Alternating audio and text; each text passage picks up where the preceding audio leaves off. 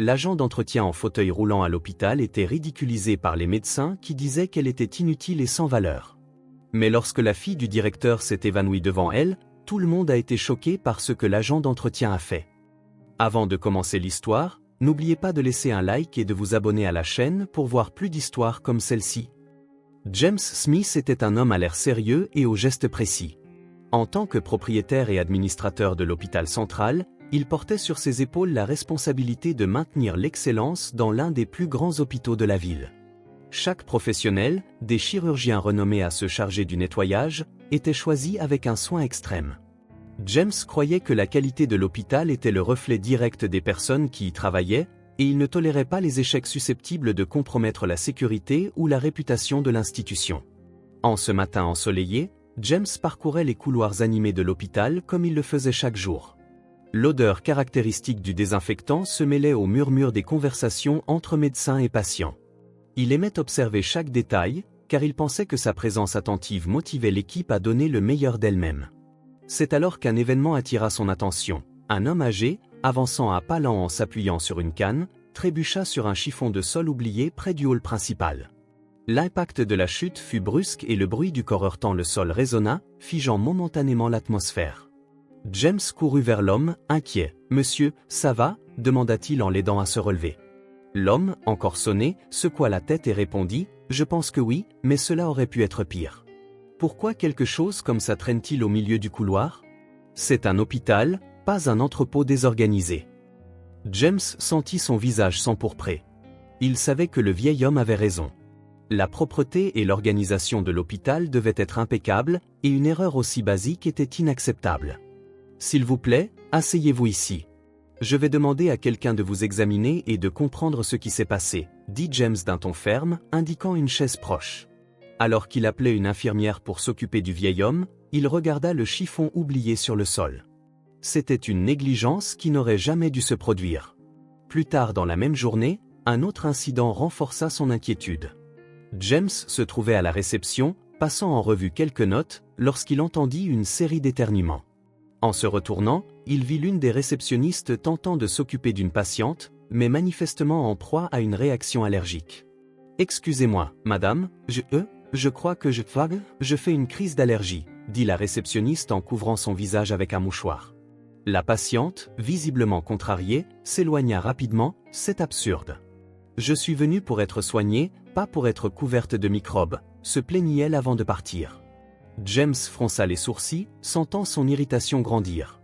Il s'approcha et demanda « Qu'est-ce qui se passe ici?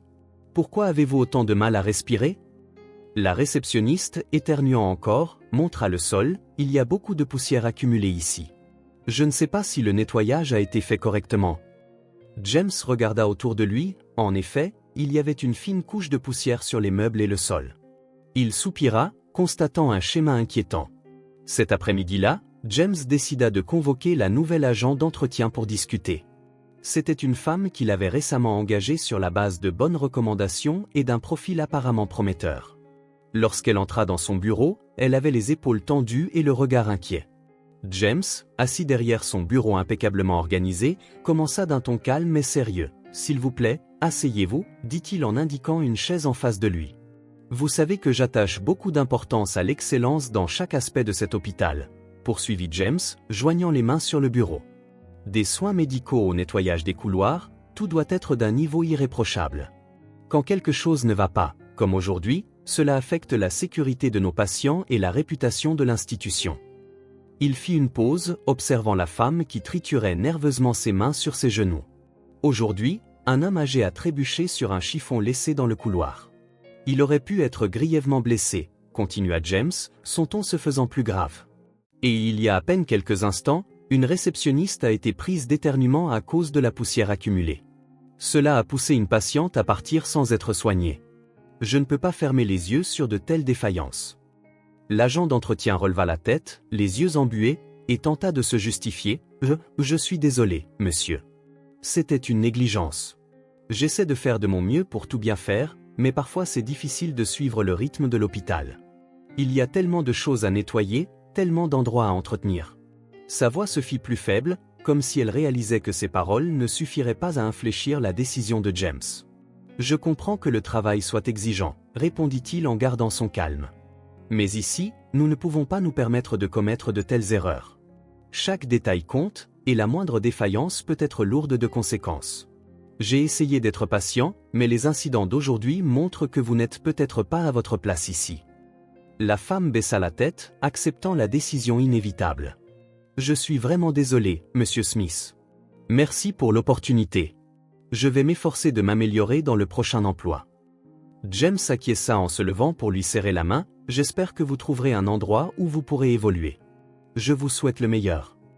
Après son départ, James resta assis un moment, pensif. Il savait que licencier quelqu'un n'était jamais facile, mais c'était parfois nécessaire pour protéger quelque chose de plus grand. L'hôpital était un symbole de soins et d'excellence, et il ne pouvait pas laisser des erreurs en compromettre la qualité. En regardant par la fenêtre les patients qui allaient et venaient, il se promit de continuer à défendre la qualité de chaque détail, aussi minime soit-il. La santé des gens est notre priorité, pensa-t-il, et je n'accepterai rien de moins que le meilleur pour ceux qui nous font confiance. Quelque temps s'était écoulé depuis le dernier incident, et James Smith restait inflexible dans sa quête de professionnel à la hauteur des standards d'excellence de l'hôpital central. Après avoir licencié la précédente agent d'entretien, il en avait embauché une nouvelle, Esperanza, qui semblait dévouée et consciencieuse.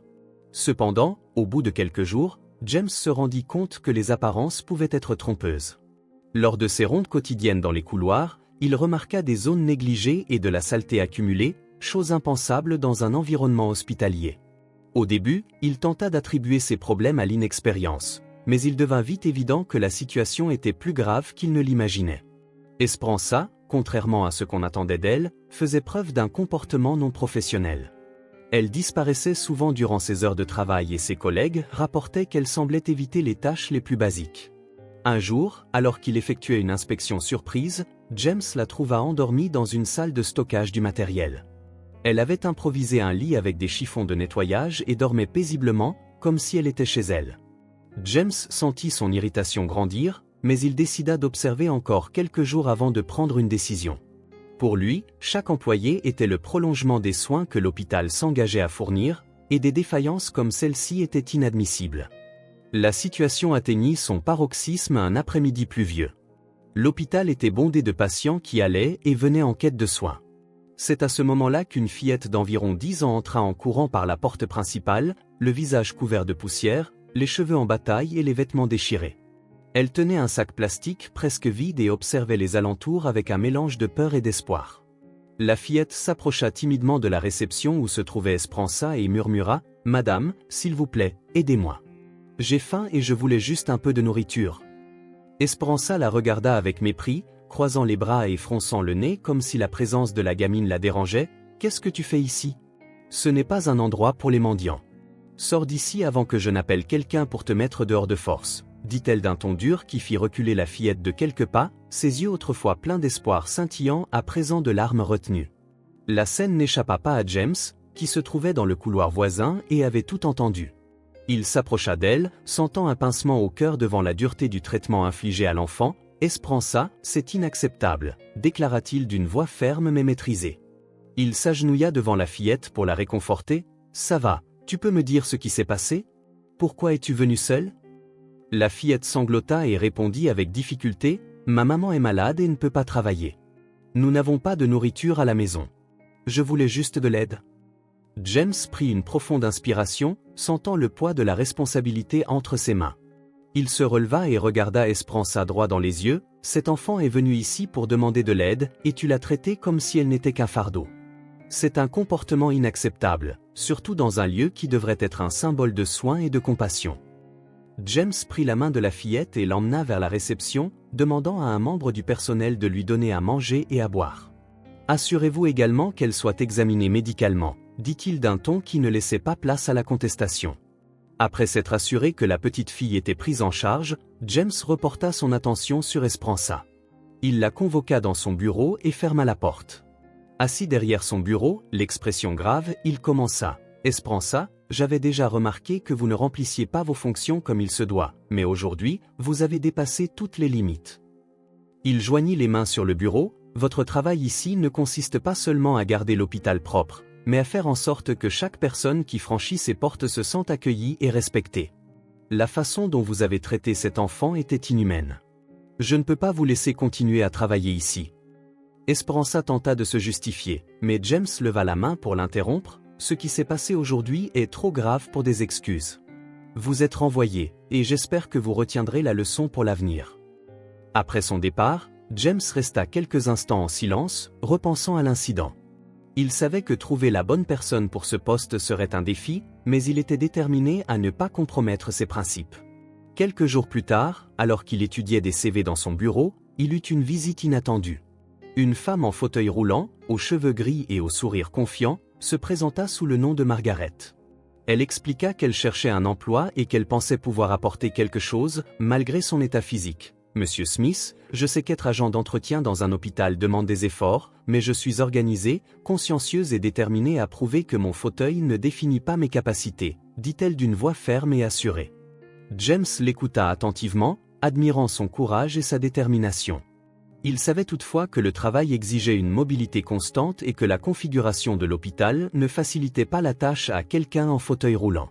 « Margaret, j'admire votre force et votre courage », commença-t-il, choisissant soigneusement ses mots. « Mais le travail de nettoyage ici est physiquement éprouvant. Il y a de longs couloirs, des escaliers et des zones qui doivent être nettoyés rapidement. J'ai peur que ce soit un défi pour vous. » Margaret conserva son sourire, bien que ses yeux trahissent une lueur de déception. « Je comprends, Monsieur Smith. Je voulais juste avoir l'occasion de montrer que j'en suis capable. »« Merci de m'avoir écouté, » dit-elle avant de partir. James ressentit alors le poids de sa décision, sachant qu'elle était justifiée mais tout de même douloureuse. Il se demanda comment aider des personnes comme Margaret à trouver un poste où elles pourraient briller malgré leurs limitations. Ce soir-là, tandis qu'il observait depuis la fenêtre de son bureau les lumières de la ville, James réfléchit à l'impact de ses choix. Il savait que la quête d'excellence était difficile, mais il croyait qu'avec patience et détermination, il finirait par former la bonne équipe et trouverait aussi des moyens de faire de l'hôpital central un exemple d'inclusion et d'humanité. Chaque personne qui entre ici a une histoire, un défi, un combat. C'est à nous de faire en sorte qu'elle reparte mieux qu'elle n'est arrivée, pensa-t-il, renouvelant son engagement envers les soins et la compassion qui avaient toujours guidé sa vie. La journée commença comme toutes les autres à l'hôpital central. James Smith, comme à son habitude, était arrivé tôt pour examiner les rapports et faire ses rondes. On le connaissait pour être attentif à chaque détail, qu'il s'agisse de finances ou du moindre soin aux patients, afin de veiller à ce que l'hôpital demeure un établissement de référence dans la ville. Cependant, ce jour-là, quelque chose d'inhabituel allait se produire. Alors que James parcourait les dernières données sur l'augmentation des visites aux urgences, un homme qu'il ne connaissait pas fit irruption dans son bureau, sans y être invité, tenant une grosse enveloppe entre ses mains. « Monsieur Smith, j'ai besoin de toute votre attention immédiatement », dit l'homme, la voix chargée d'autorité. Il était grand, impeccablement vêtu d'un costume, et affichait une mine sérieuse qui laissait entendre qu'il n'était pas là pour une conversation amicale. Bien que surpris par une approche si directe, James resta calme. « Qui êtes-vous et que voulez-vous ? » « Je suis en pleine réunion importante, » répondit-il en croisant les bras. L'homme posa l'enveloppe sur la table et la poussa vers James. « Mon nom est Arturo Martinez. Je représente un groupe d'investisseurs qui pensent que cet hôpital a été acquis de façon irrégulière. » James fronça les sourcils, prenant l'enveloppe et l'ouvrant rapidement. À l'intérieur se trouvait une série de documents juridiques qu'il commença à examiner avec attention. « C'est une plaisanterie ? Cet hôpital m'appartient depuis plus de 15 ans. Il n'y a rien d'irrégulier là-dedans, » dit-il, la voix teintée d'irritation. Arturo garda son calme et répliqua, « Les registres que nous avons indiquent qu'il y a eu des failles dans le processus d'achat. Je tiens à préciser que mon intention n'est pas de vous nuire, mais nous devons enquêter sérieusement. » James sentit son sang bouillir. Comment quelqu'un osait-il remettre en cause la légitimité de quelque chose pour lequel il s'était battu ? Si vous pensez pouvoir débarquer ici et m'accuser sur la base de papiers douteux, vous vous trompez lourdement. Je vais immédiatement confier ça à mes avocats, déclara-t-il en se levant de sa chaise. Arturo haussa les épaules, comme s'il s'attendait déjà à cette réaction. « Je ne fais que mon travail, Monsieur Smith. J'espère que nous pourrons coopérer pour résoudre cela à l'amiable. » Sur ces mots, Arturo quitta la pièce, laissant James seul, tenant encore les documents d'une main tremblante. Alors qu'il essayait de comprendre ce qui venait de se passer, James entendit du vacarme dans les couloirs de l'hôpital. Son cœur s'emballa. Il savait que dans un tel lieu, des cris n'étaient jamais bon signe. Il se précipita hors de son bureau, parcourant les couloirs bondés jusqu'à atteindre le bloc chirurgical. Là, un petit groupe d'infirmières et d'aides-soignants s'était rassemblé, visiblement bouleversés. « Que se passe-t-il » demanda James, sa voix fendant l'air comme une lame. L'une des infirmières, les yeux embués de larmes, répondit « Un patient est décédé pendant l'opération, monsieur. » C'était inattendu. Les médecins sont anéantis. James sentit son estomac se nouer. Il poussa la porte de la salle d'opération et trouva les 3 chirurgiens responsables, toujours à l'intérieur, l'atmosphère chargée de tension et de tristesse. Le patient, un homme d'âge moyen, était encore sur la table, recouvert d'un drap blanc. Les chirurgiens semblaient pétrifiés, fixant le corps avec une expression de pur désarroi. L'un d'eux, le docteur Ramiro, fit un pas en avant. « Monsieur Smith, nous avons tout tenté. » C'était une chirurgie à risque, mais quelque chose d'inattendu est survenu. Son cœur s'est simplement arrêté et nous n'avons pas pu le ranimer. James parcourut du regard chacun des médecins, essayant de cerner l'ampleur de la situation. « Docteur Ramiro, j'ai confiance en votre équipe. Je sais que vous avez fait de votre mieux, mais je dois comprendre précisément ce qui s'est passé. Cet hôpital mise sur la transparence, et la famille exigera des explications. » Ramiro hocha la tête, se frottant le visage, manifestement bouleversé. « Je sais, monsieur. Nous passons tout au peigne fin. Je veux m'assurer que cela ne se reproduise plus jamais. » Tandis que James discutait avec les médecins, il ressentait un mélange d'émotions. D'un côté, la douleur de perdre un patient dans son hôpital le touchait profondément. De l'autre, il y avait le poids des accusations d'Arturo Martinez, qui, en cette période d'instabilité, semblait encore plus menaçante à la suite de cet événement tragique. Il savait qu'un décès pouvait être utilisé contre lui, notamment dans une situation aussi précaire. En sortant du bloc opératoire, James fut abordé par une infirmière qui semblait hésitante, craignant sans doute d'accentuer davantage la tension déjà palpable sur son visage. « Monsieur Smith, la famille du patient est là. Ils veulent vous parler, » dit-elle, la voix chargée d'empathie et de préoccupation. James prit une profonde inspiration, fermant les yeux l'espace d'un instant. Il savait que cette discussion serait difficile, mais inévitable. Il ajusta sa veste, comme si ce geste pouvait lui apporter un surcroît de force, puis se mit en route vers la salle d'attente. Cependant, avant même de faire quelques pas, il s'immobilisa au milieu du couloir, levant les yeux au plafond comme s'il cherchait une force supérieure ou une orientation dont il avait cruellement besoin. Dans son esprit résonnait une seule phrase: « Cet hôpital est mon héritage. Quoi qu'il arrive, je protégerai ce que j'ai construit avec tant d'efforts. » Prenant une profonde inspiration, il redressa les épaules et avança, chaque pas lui paraissant plus lourd que le précédent. Mais il savait qu'en tant que dirigeant, il devait être présent, même face aux situations les plus douloureuses. L'avenir de l'hôpital central dépendait de son courage à affronter chaque crise de front, et en ce jour, cela n'avait jamais été aussi clair. Plus tard, James Smith rentra chez lui, épuisé, portant encore sur ses épaules le poids d'une journée pleine de défis. L'incident à l'hôpital, le décès inattendu du patient et la menace juridique autour de l'acquisition du bâtiment l'avaient laissé mentalement vidé. Dès qu'il ouvrit la porte, il fut accueilli par le silence inconfortable de la nuit. Il poussa un long soupir, tentant de chasser les pensées qui le tourmentaient, mais le calme qu'il cherchait était loin de lui. En traversant le couloir, il entendit des bruits de pas rapides et le rire d'un enfant venant du jardin. Jetant un coup d'œil par la fenêtre, James se figea. Sa fille de 8 ans, Eleanor, était en train de grimper le long de la maison, escaladant une structure qui menait au toit. Le cœur de James s'emballa en voyant la petite silhouette, ses cheveux bruns flottant au vent, rire innocemment alors qu'elle montait de plus en plus haut. « Eleanor, qu'est-ce que tu fais » cria James, la voix chargée de panique.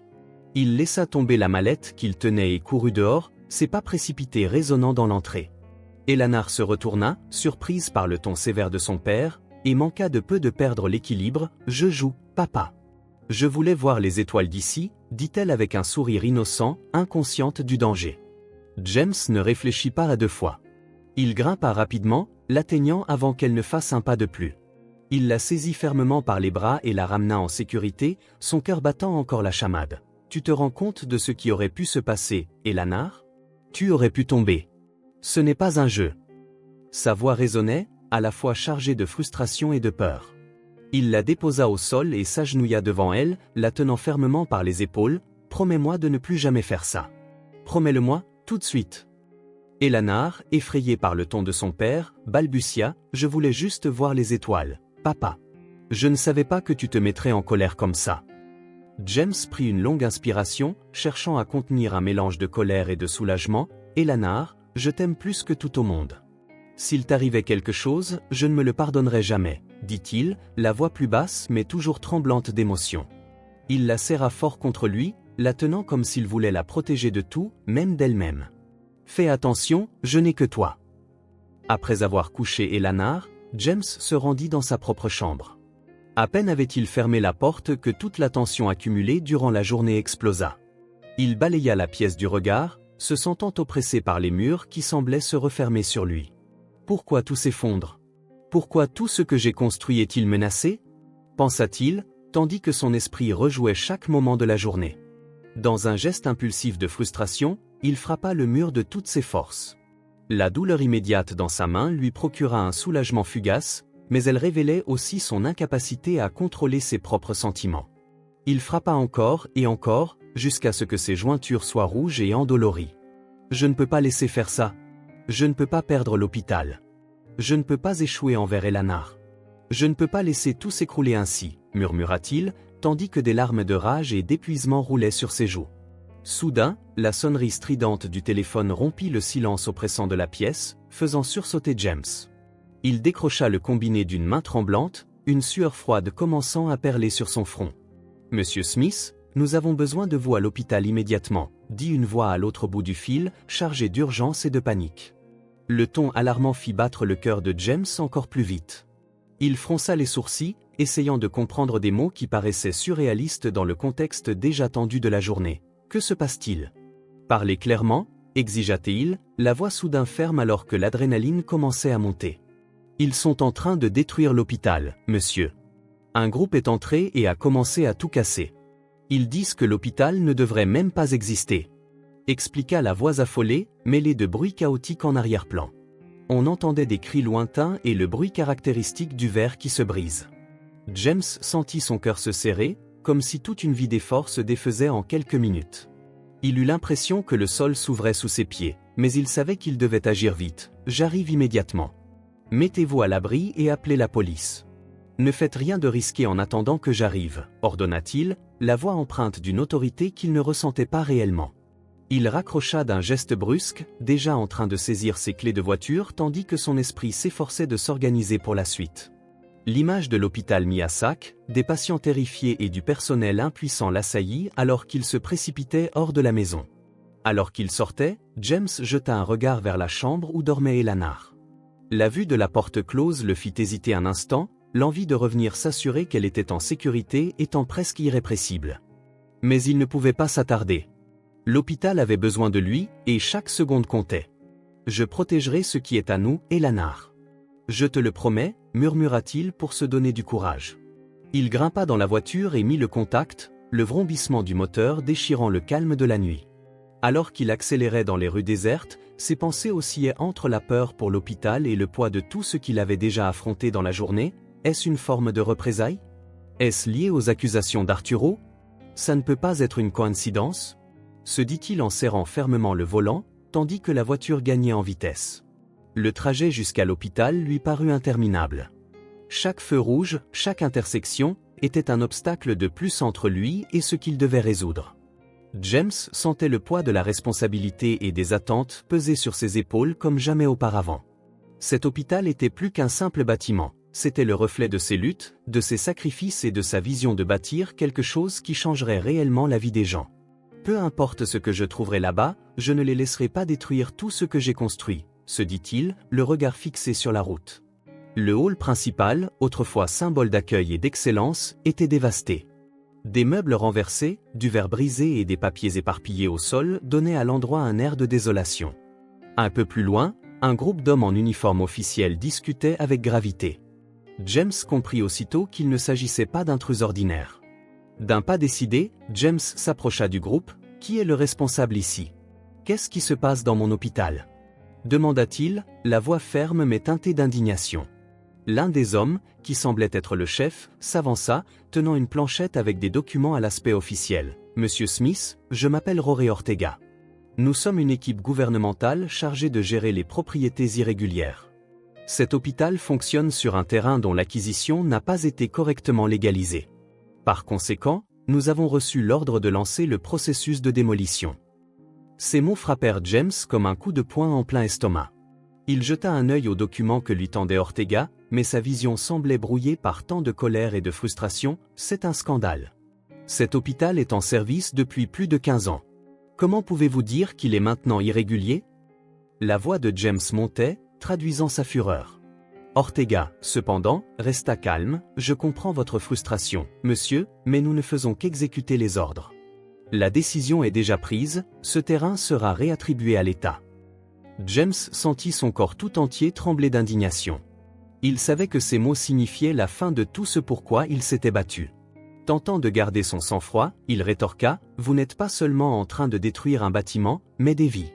Cet hôpital sauve des centaines de personnes chaque jour. Avez-vous la moindre idée de l'impact que cette décision aura sur la communauté ?» Ortega soupira, semblant réellement empathique, mais il ne céda pas. « Je suis vraiment désolé, monsieur, mais ce n'est pas à nous de débattre des conséquences. Nous sommes ici pour exécuter ce qui a été décidé par les autorités compétentes, sans autre alternative. » James quitta l'hôpital le cœur lourd et l'esprit rempli de doutes. Chaque pas qu'il faisait semblait plus lent et plus difficile, comme si le poids du monde pesait sur ses épaules. Il n'avait aucune idée de la façon dont il affronterait les jours à venir. Lorsqu'il arriva enfin chez lui, le silence était presque assourdissant. Elna était assise sur le sol du salon, occupée avec ses dessins, inconsciente du chaos qui avait envahi la vie de son père. En l'apercevant, elle leva la tête et sourit, comme si sa simple présence suffisait à rendre le monde à nouveau sûr. « Papa, tu es rentré tôt aujourd'hui, » dit Elna en courant pour le serrer dans ses bras.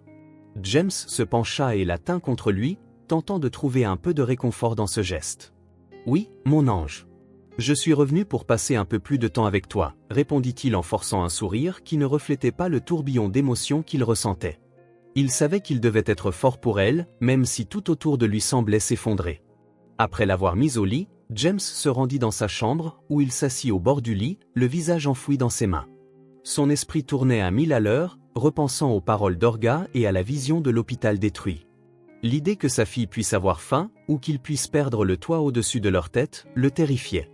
Il regarda le petit bureau où il rangeait ses documents et ses factures, puis se leva avec détermination. En ouvrant un tiroir secret, il trouva une boîte en bois. À l'intérieur, il y avait une liasse de billets qu'il avait mis de côté au fil des ans, prévoyant qu'un jour il pourrait en avoir besoin. James serra l'argent dans ses mains, ressentant un mélange de soulagement et d'inquiétude. « Cela ne durera pas longtemps, mais au moins nous pourrons survivre un moment, le temps que je trouve une solution, » pensa-t-il, estimant mentalement combien de temps il pourrait nourrir et loger sa fille.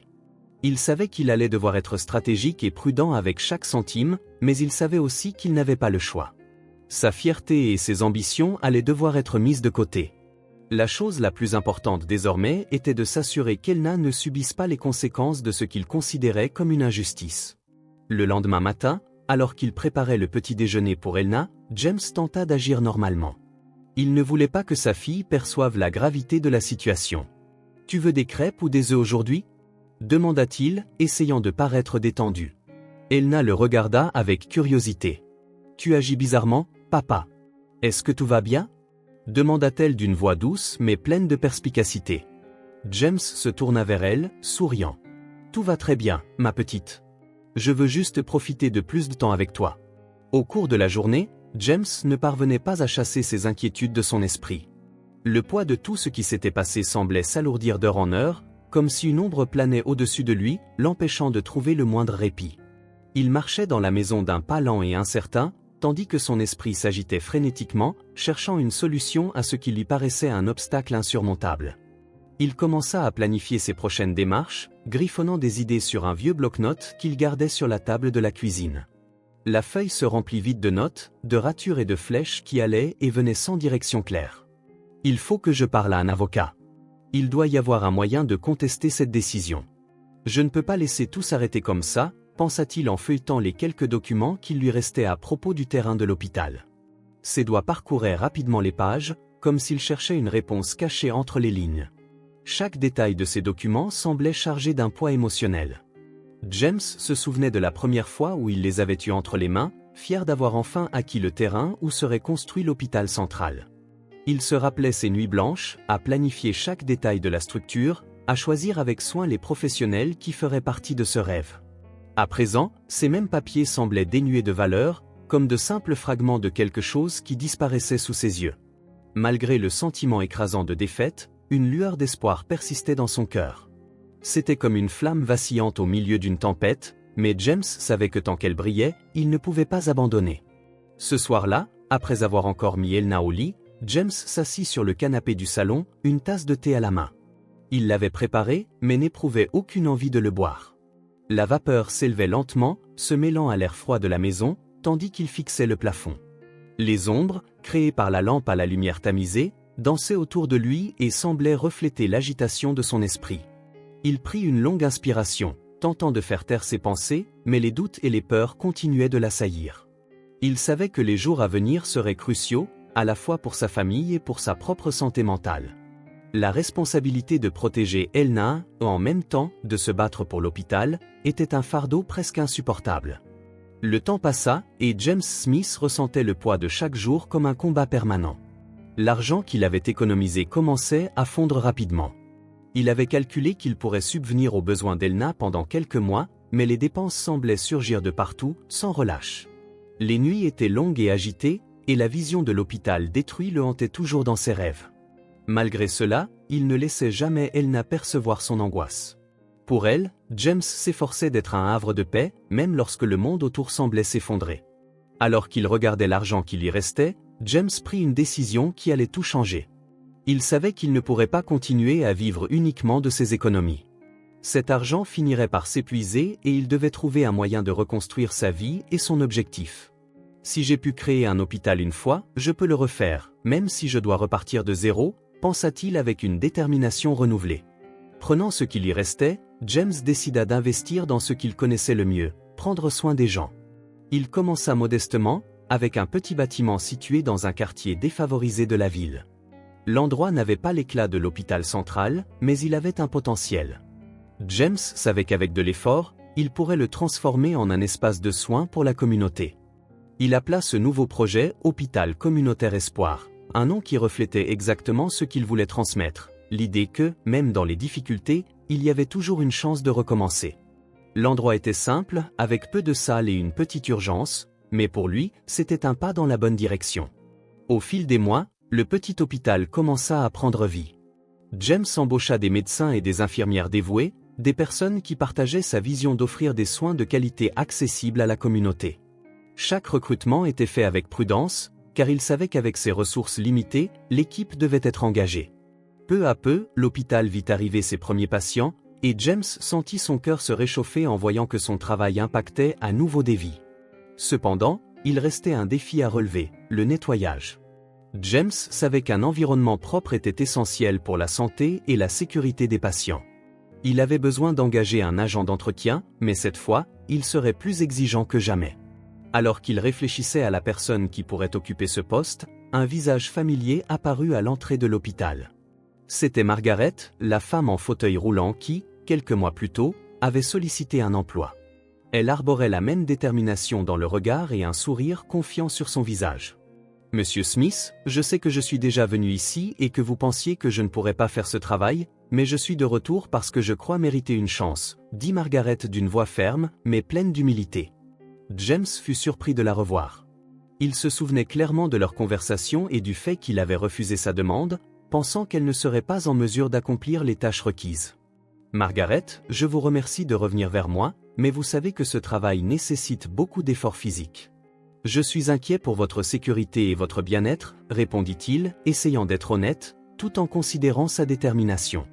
Margaret sourit, imperturbable. « Je sais que je ne suis pas comme les autres, mais je sais aussi que je suis résiliente. Si vous me donnez une chance, je vous promets que vous ne le regretterez pas.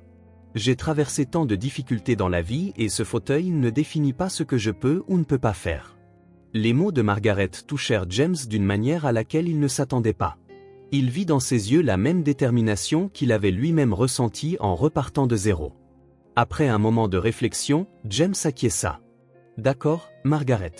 Je vais vous faire confiance. » Cet hôpital est un nouveau départ et je pense qu'il ne serait pas juste de refuser cela à quelqu'un d'aussi déterminé que vous. Margaret arbora un large sourire et James sentit qu'il avait fait le bon choix. Dans les jours qui suivirent, Margaret se montra une professionnelle dévouée et efficace. Malgré ses limitations physiques, elle trouva des moyens astucieux de s'acquitter de son travail en utilisant des outils adaptés et en adoptant une approche minutieuse pour garder l'hôpital propre et organisé. L'équipe se rassembla rapidement autour d'elle, admirant sa force et sa détermination. James l'observait avec fierté, comprenant parfois qu'on ne pouvait pas mesurer la vraie capacité d'une personne en se basant uniquement sur ses circonstances. L'hôpital communautaire Espoir commençait à prospérer, mais, comme tout nouveau projet, il affrontait des défis quotidiens. Margaret, la femme de ménage en fauteuil roulant, était devenue une figure essentielle de l'équipe, non seulement pour son dévouement à son travail, mais aussi pour l'inspiration qu'elle suscitait chez les patients. Elle affrontait chaque journée avec détermination, même quand les tâches étaient physiquement exigeantes. Alors que les autres membres du personnel manœuvraient facilement leurs balais et serpillères, Margaret adaptait sa routine, utilisant des outils ajustés à sa hauteur et trouvant des méthodes ingénieuses pour atteindre les recoins difficiles d'accès. Margaret savait que ce n'était pas facile. Certains couloirs étroits compliquaient la manœuvre de son fauteuil, et porter des seaux lourds nécessitait patience et créativité. Pourtant, elle ne se plaignait jamais. Chaque mouvement de ses bras était précis et soigné, et les résultats parlaient d'eux-mêmes. Les patients louaient souvent la propreté de l'hôpital, notant à quel point l'endroit semblait accueillant et bien entretenu. Pour James, c'était la preuve qu'il avait pris la bonne décision en l'engageant. Mais malheureusement, tout le monde ne partageait pas sa vision. En présence de James, les autres traitaient Margaret avec un respect superficiel. Toutefois, dès qu'il s'absentait pour s'occuper de l'administration ou visiter la communauté locale, l'attitude de certains collègues changeait. Les chuchotements commençaient dans les couloirs, les rires étouffés fusaient, et les commentaires venimeux étaient lancés comme des fléchettes déguisées en plaisanterie. Regardez la super femme de ménage, elle prend encore tout son temps. Son fauteuil est en panne ou quoi ? Lançait l'une des infirmières, faisant semblant de s'inquiéter, tandis qu'elle observait Margaret, qui nettoyait patiemment l'une des vitres du couloir. Une aide-soignante riait doucement et ajoutait « On devrait peut-être mettre des roues à son balai aussi, comme ça elle irait plus vite. » Margaret entendait ces remarques, mais gardait le regard fixé sur sa tâche. Elle avait appris, au fil des ans, à composer avec les regards méprisants et les mots cruels. Pourtant, cela ne signifiait pas que les insultes ne la blessaient pas. Quand elle se retrouvait seule, elle laissait parfois couler quelques larmes, mais jamais en public. Elle savait que la moindre manifestation de faiblesse serait utilisée contre elle. « Je n'abandonnerai pas. Cet endroit a besoin de moi, et je ne les laisserai pas me l'enlever, » murmurait-elle pour elle-même, tandis que ses bras robustes continuaient leur travail. Un jour, alors qu'elle nettoyait la salle de repos du personnel, Margaret surprit des rires étouffés provenant du couloir. « Tu l'as vu essayer de nettoyer ce coin ? On aurait dit une tortue. » « Je n'ai jamais rien vu d'aussi ridicule, » disait l'une des infirmières sans prendre la peine de baisser la voix. « Tu sais ce qui est encore plus drôle ? Elle pense probablement qu'elle est hyper performante. »« Pauvre fille, » ajouta une aide-soignante avec un rire sarcastique. Margaret ferma les yeux un instant, sentant la colère et la tristesse l'envahir. Mais au lieu de répondre ou de se défendre, elle prit une profonde inspiration et choisit de continuer son travail. Elle savait que James avait confiance en elle, et cela suffisait à alimenter sa détermination. Cependant, la situation atteignit un point critique un matin, lorsqu'elle trouva un seau plein d'eau sale laissé exprès sur son chemin, lui barrant la route. Elle tenta de le déplacer, mais il était trop lourd pour être soulevé aisément depuis son fauteuil. Lorsqu'elle parvint enfin à le pousser sur le côté, elle entendit des rires résonner dans le couloir. « Ah, elle a réussi !» Un tonnerre d'applaudissements pour notre héroïne, lança une voix chargée de sarcasme. Margaret s'arrêta, regarda en direction des rires, ou pour la première fois, parla d'un ton ferme. « Si vous pensez que ça va me faire abandonner, vous vous trompez lourdement. Je suis là pour faire mon travail et je n'ai pas besoin de votre approbation pour ça. » Ces mots eurent pour effet de faire taire les moqueurs un instant, mais Margaret savait que l'humiliation ne cesserait pas de sitôt. Malgré tout, elle ne recula pas. Chaque commentaire malveillant, chaque geste de mépris, se transformait en carburant pour sa détermination. Elle passa des heures à nettoyer chaque recoin de l'hôpital, avec un dévouement qui surpassait tout obstacle physique. Et même si elle ne le disait pas, Margaret savait que la patience de James, ainsi que son respect, voyait et reconnaissait ses efforts. Un jour, alors qu'elle nettoyait le hall principal, une patiente âgée qui l'observait depuis un moment l'interpella avec un sourire bienveillant. « Ma chère, vous faites un travail merveilleux ici. C'est grâce à vous que cet endroit brille.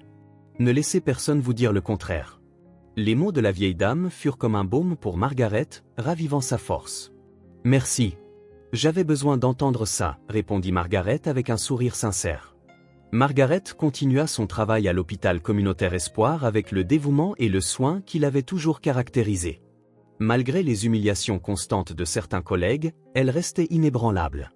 Chaque couloir nettoyé, chaque vitre astiquée, était pour elle une preuve de plus qu'elle méritait d'être là. Cependant, la cruauté de certains membres du personnel semblait s'accroître, comme s'ils voulaient tester ses limites. Un matin, alors qu'elle nettoyait la cafétéria, un groupe d'infirmières entra en parlant et riant bruyamment. Elles regardèrent Margaret avec mépris, dissimulant à peine leur sourire moqueur. L'une d'elles, Madison, s'approcha, d'un ton faussement cordial, dit « Margaret, pourrais-tu nettoyer cette table là-bas ? Je crois qu'elle est trop sale pour qu'on s'y installe. » La table était en réalité impeccablement propre, mais Margaret, sans répondre, fit rouler son fauteuil jusqu'à l'endroit désigné et se mit à l'essuyer une nouvelle fois. Pendant qu'elle travaillait, Madison rejoignit le groupe et leur chuchota quelque chose qui déclencha l'hilarité générale. « Elle prend ça tellement au sérieux que ça en devient presque drôle, » dit l'une d'elles en observant Margaret. Une autre, prénommée Abigail, commenta à haute voix, exprès pour que Margaret l'entende. « Je ne sais pas ce que M. Smith avait en tête quand il a engagé quelqu'un qui ne peut même pas marcher. Il doit sûrement avoir pitié d'elle, c'est tout. » Margaret serra le chiffon plus fort, sentant les mots lui transpercer le cœur comme des couteaux. Elle voulait répondre, crier qu'elle était aussi capable que n'importe qui. Mais elle savait que cela ne ferait qu'attiser les moqueries. « Je ne les laisserai pas me voir flancher », pensa-t-elle en continuant son travail. Un autre jour, Margaret se trouvait dans la salle de bain, en train de nettoyer les miroirs, lorsqu'un groupe d'aides-soignants entra. L'un d'eux, faisant semblant de ne pas remarquer sa présence, commença à parler à voix haute. « Tu sais ce qui est drôle ? On engage des gens pour nettoyer, mais on dirait que l'hôpital tourne au ralenti. Je crois que certains ne sont tout simplement pas faits pour ça. » Un autre rit et ajouta. « Peut-être qu'elle devrait être patiente ici au lieu d'employée, qui sait, elle serait peut-être plus utile. » Leurs rires résonnèrent dans la salle de bain, emplissant l'espace d'une cruauté étouffante. Margaret baissa la tête, se concentrant sur les mouvements de ses mains qui nettoyaient le miroir. « Je ne peux pas les laisser me vaincre. Ils ne me feront pas partir d'ici, » se répéta-t-elle mentalement comme un mantra. Néanmoins, lorsque de nouveau elle fut seule, elle laissa une larme couler. Puis, elle la sécha rapidement, prit une profonde inspiration et reprit son travail. Un autre incident se produisit dans le couloir principal de l'hôpital. Margaret poussait un seau plein d'eau sale vers la salle de stockage lorsqu'elle se retrouva face à un groupe d'employés arrêtés en plein milieu du passage, discutant de façon animée. « Excusez-moi, j'ai besoin de passer, » dit-elle, essayant de garder un ton assuré. Au lieu de s'écarter, l'un des infirmiers, Jackson, fit un geste exagéré de surprise. « Oh bien sûr, faisons place à notre reine du nettoyage. On ne voudrait pas interrompre ton travail indispensable. » Les autres rirent alors que Jackson s'inclinait de manière théâtrale. Margaret garda un visage impassible, mais sentit son cœur battre à tout rompre entre colère et honte. Elle contourna le groupe en silence, entendant l'un d'eux murmurer. « C'est impressionnant qu'elle n'ait pas encore démissionné. Elle doit aimer se faire humilier. » Toutefois, l'épisode le plus cruel se produisit dans le placard de fourniture. Margaret y entra pour prendre une nouvelle serpillière, mais trouva la pièce en désordre, avec du matériel éparpillé sur le sol. Alors qu'elle tentait de ranger l'endroit, elle remarqua que le manche d'un balai avait été cassé et placé délibérément au milieu de la pièce. En s'approchant, elle vit un message écrit sur un bout de papier collé sur le manche. « Femme de ménage à moitié foutue. » Margaret saisit le papier, ressentant tout le poids de ces mots. C'était une attaque directe, de la part de quelqu'un qui voulait la voir échouer. Pendant quelques minutes, elle demeura immobile, tenant le papier, luttant contre les larmes. « Ils veulent que j'abandonne.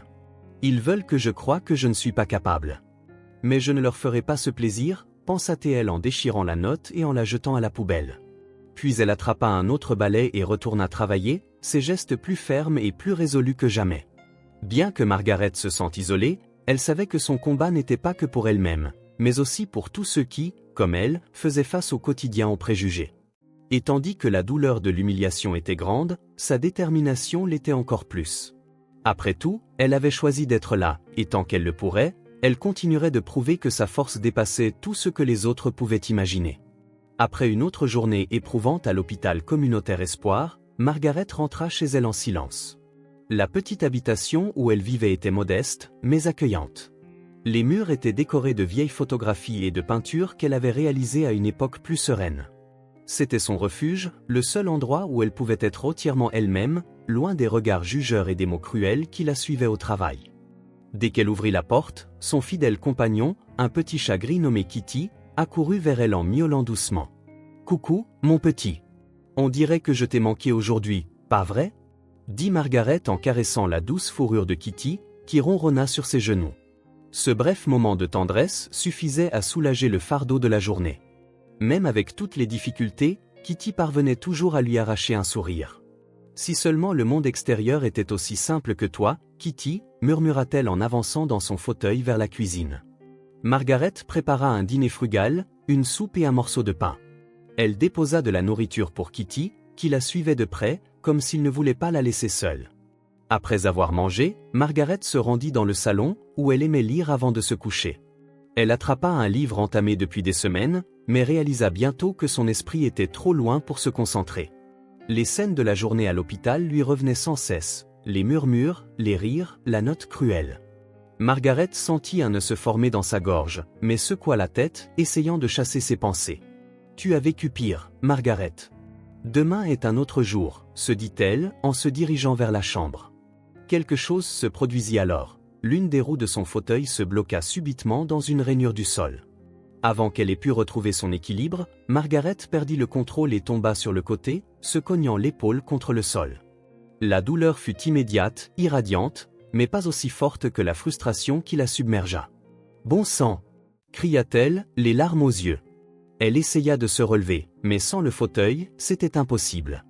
Sa force dans les bras, qui avait toujours été son meilleur atout, ne suffisait pas cette fois.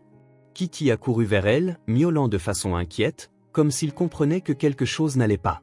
Margaret caressa sa petite tête de sa main tremblante, tentant de rassurer l'animal et elle-même. « Ça va aller, Kitty.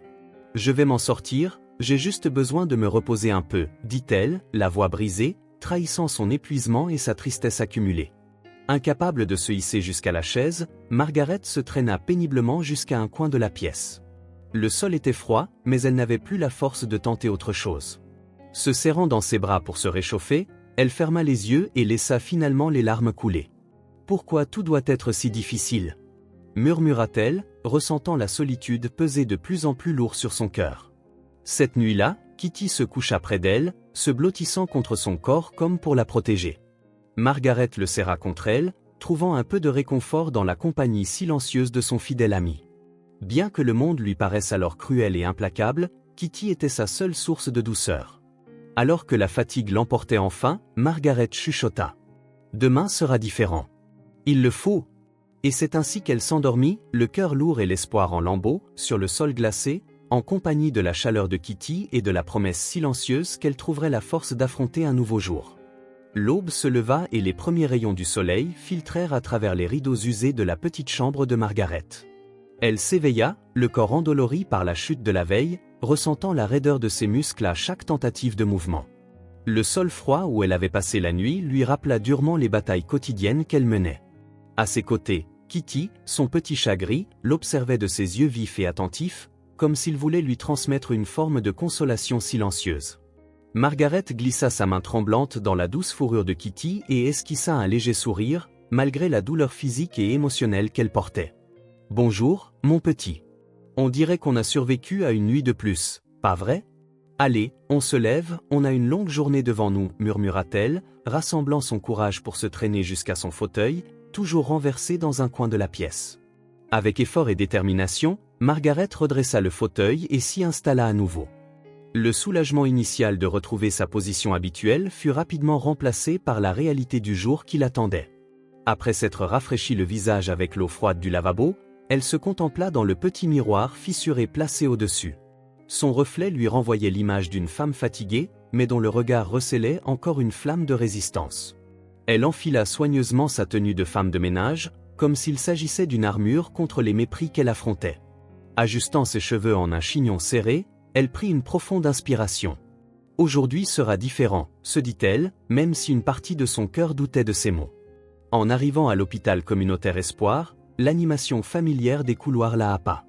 Margaret débuta sa journée comme à son habitude, suivant une routine qui la gardait concentrée et méthodique. Alors qu'elle nettoyait le hall principal, elle manœuvrait son fauteuil avec habileté, s'arrêtant tous les quelques mètres pour frotter le sol ou nettoyer les vitres. Cependant, comme toujours, les regards critiques de certains collègues commencèrent à peser. Madison, l'une des infirmières qui la provoquait régulièrement, passa près d'elle avec un sourire cynique. C'est fou tout le temps qu'elle met pour faire ce que n'importe qui d'autre ferait en 2 fois moins de temps. Peut-être qu'on devrait l'aider, ou pas, lança Madison à voix haute, s'assurant que Margaret entende.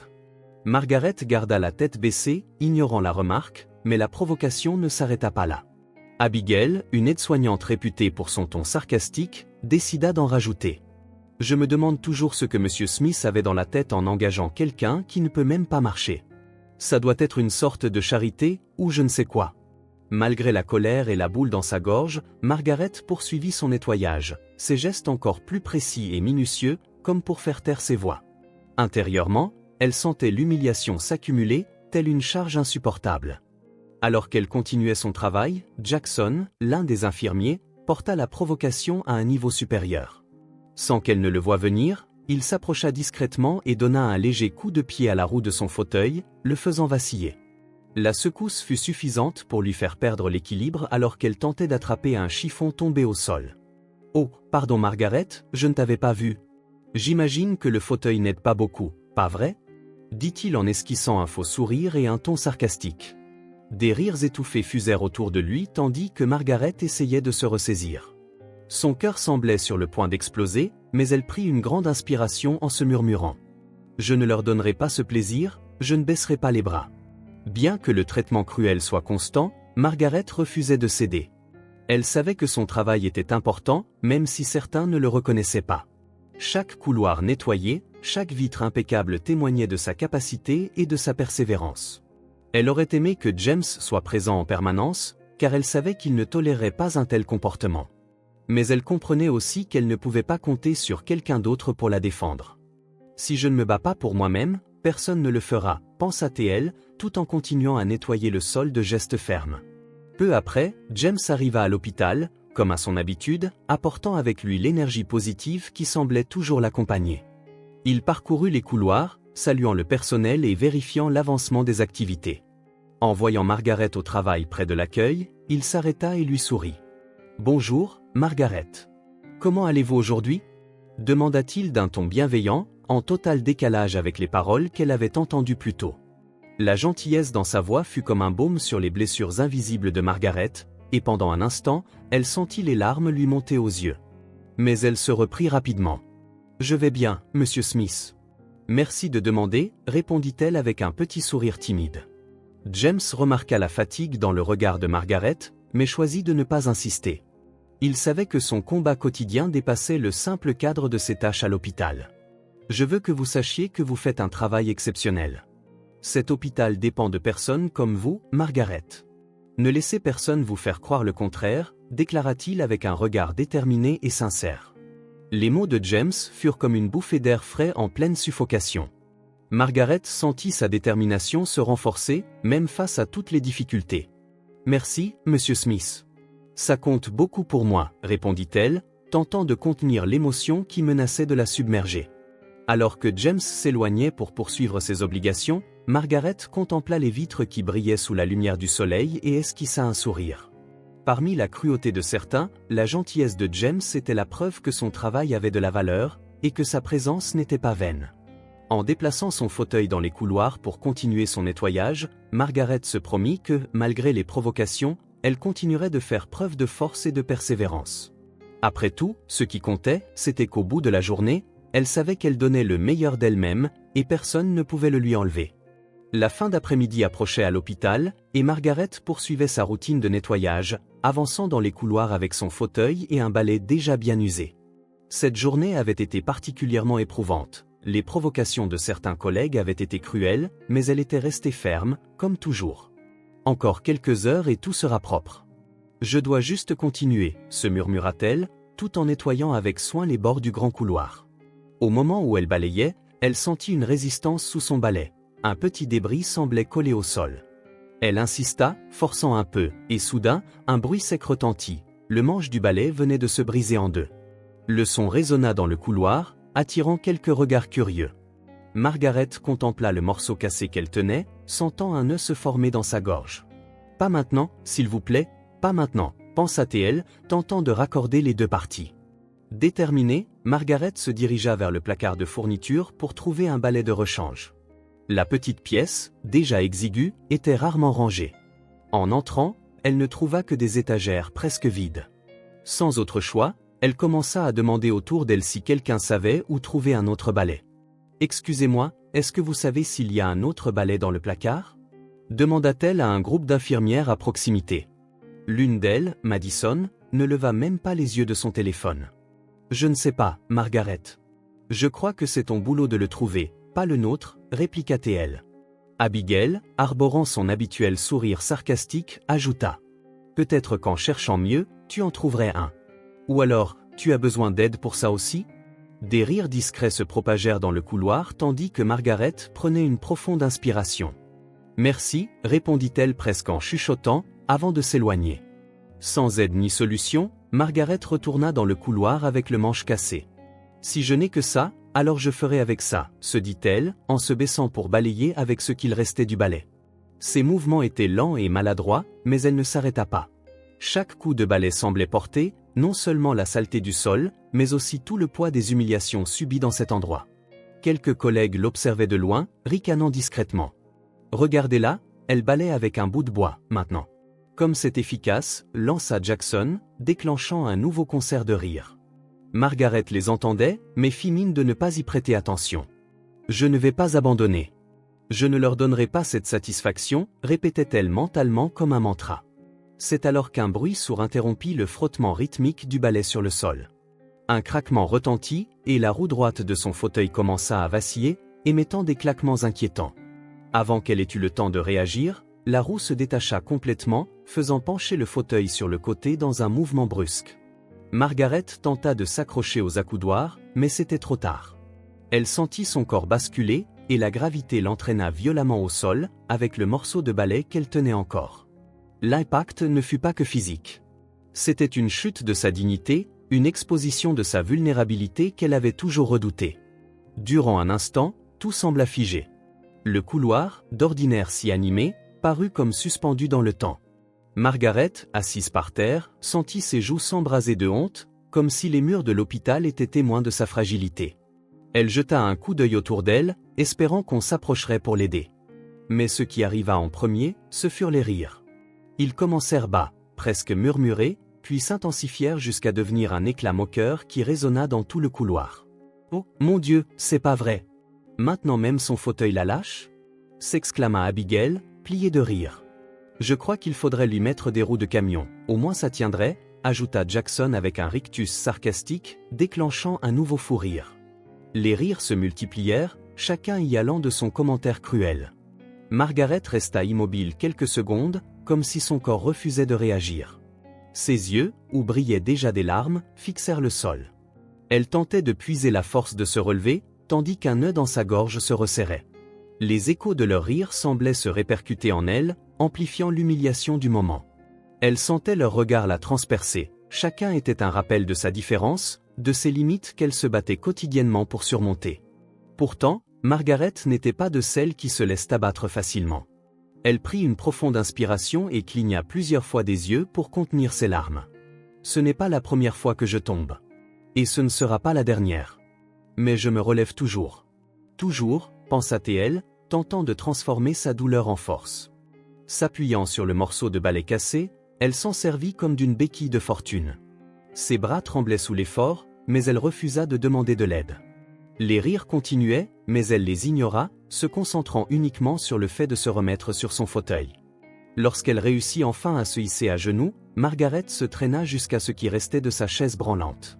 Chaque mouvement était lent et difficile, comme si elle reconstruisait sa dignité morceau par morceau. En ajustant tant bien que mal le fauteuil, elle se réinstalla, même si le siège lui semblait instable. Les mains fermement posées sur les roues, elle commença à avancer lentement, chaque mètre parcouru étant une petite victoire contre l'adversité. Malgré les rires qui résonnaient encore, Margaret décida de continuer son travail. Elle ramassa le bout du balai cassé et reprit son balayage, comme si de rien n'était. Ses mains agissaient avec fermeté, bien que son corps fût marqué par l'épuisement, sa posture reflétait la détermination qui l'avait toujours guidé. « Ils peuvent rire, ils peuvent m'humilier, mais ils ne me briseront pas. Je ne les laisserai pas faire, » murmura-t-elle en elle-même, tout en nettoyant le sol de mouvements assurés. À chaque nouveau coup de balai, Margaret réaffirmait sa force intérieure. L'humiliation de l'instant n'effaçait pas sa dignité, au contraire, elle semblait la renforcer davantage. Au fond d'elle, elle savait que sa résilience était la vraie preuve de qui elle était, même quand tout semblait conspirer contre elle. Margaret demeurait debout, dans son cas, assise, et affrontait le monde avec le courage de celle qui ne renonce jamais. Et ce jour-là, bien qu'épuisée et meurtrie, elle décida que personne ne lui volerait son but. Elle continuerait, non par orgueil, mais parce qu'elle savait que, malgré tout, sa présence ici faisait la différence. Le reste de l'après-midi fut une véritable épreuve pour les limites physiques et émotionnelles de Margaret, après l'humiliation qu'elle venait de subir et la rupture de son fauteuil roulant. Elle décida qu'elle ne permettrait pas que cette situation la paralyse, même sans sa chaise et malgré ses mains meurtries par un effort continu. Elle se traîna à travers l'hôpital pour continuer à nettoyer chaque mètre du couloir, qui semblait interminable, et chaque mouvement lui demandait plus de force qu'elle ne pensait posséder. Mais Margaret savait qu'abandonner n'était pas une option. « Si j'arrête maintenant, ils penseront m'avoir vaincue. Je ne donnerai à personne ce plaisir, » murmura-t-elle pour elle-même, en utilisant le morceau cassé du balai comme support.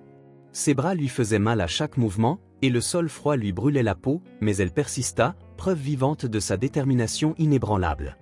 Les couloirs de l'hôpital communautaire Hope, qui lui paraissaient toujours longs lorsqu'elle utilisait son fauteuil roulant, devenaient désormais presque impossibles à parcourir.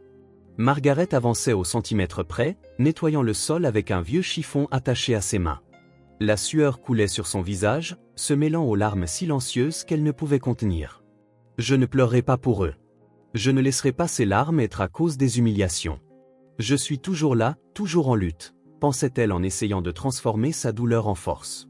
Le morceau de balai qu'elle tenait semblait fragile, mais pour elle, c'était comme une ancre qui la maintenait en contrôle d'elle-même, tandis que ses collègues, qui l'avaient tant humiliée, passaient de temps en temps devant elle. Certains regardaient avec indifférence, comme si la scène de Margaret nettoyant le sol à main nue était tout à fait normale. D'autres jetaient des regards furtifs avant de détourner les yeux, peut-être avec une trace de culpabilité ou d'embarras pour leurs propres actions, mais personne n'offrait d'aide. « Ils ne peuvent même pas me regarder dans les yeux », se rendit compte Margaret en frottant un coin particulièrement sale du couloir. Peut-être, au fond, savaient-ils que ce qu'ils faisaient était mal, mais l'orgueil les empêchait de l'admettre. Quand vint enfin l'heure de fermer l'hôpital, la nuit était tombée et Margaret sentait son corps plus épuisé que jamais. Chaque muscle lui faisait mal et la fatigue pesait sur elle comme une chaîne invisible. Son fauteuil roulant était inutilisable, laissé de côté tel un objet jeté.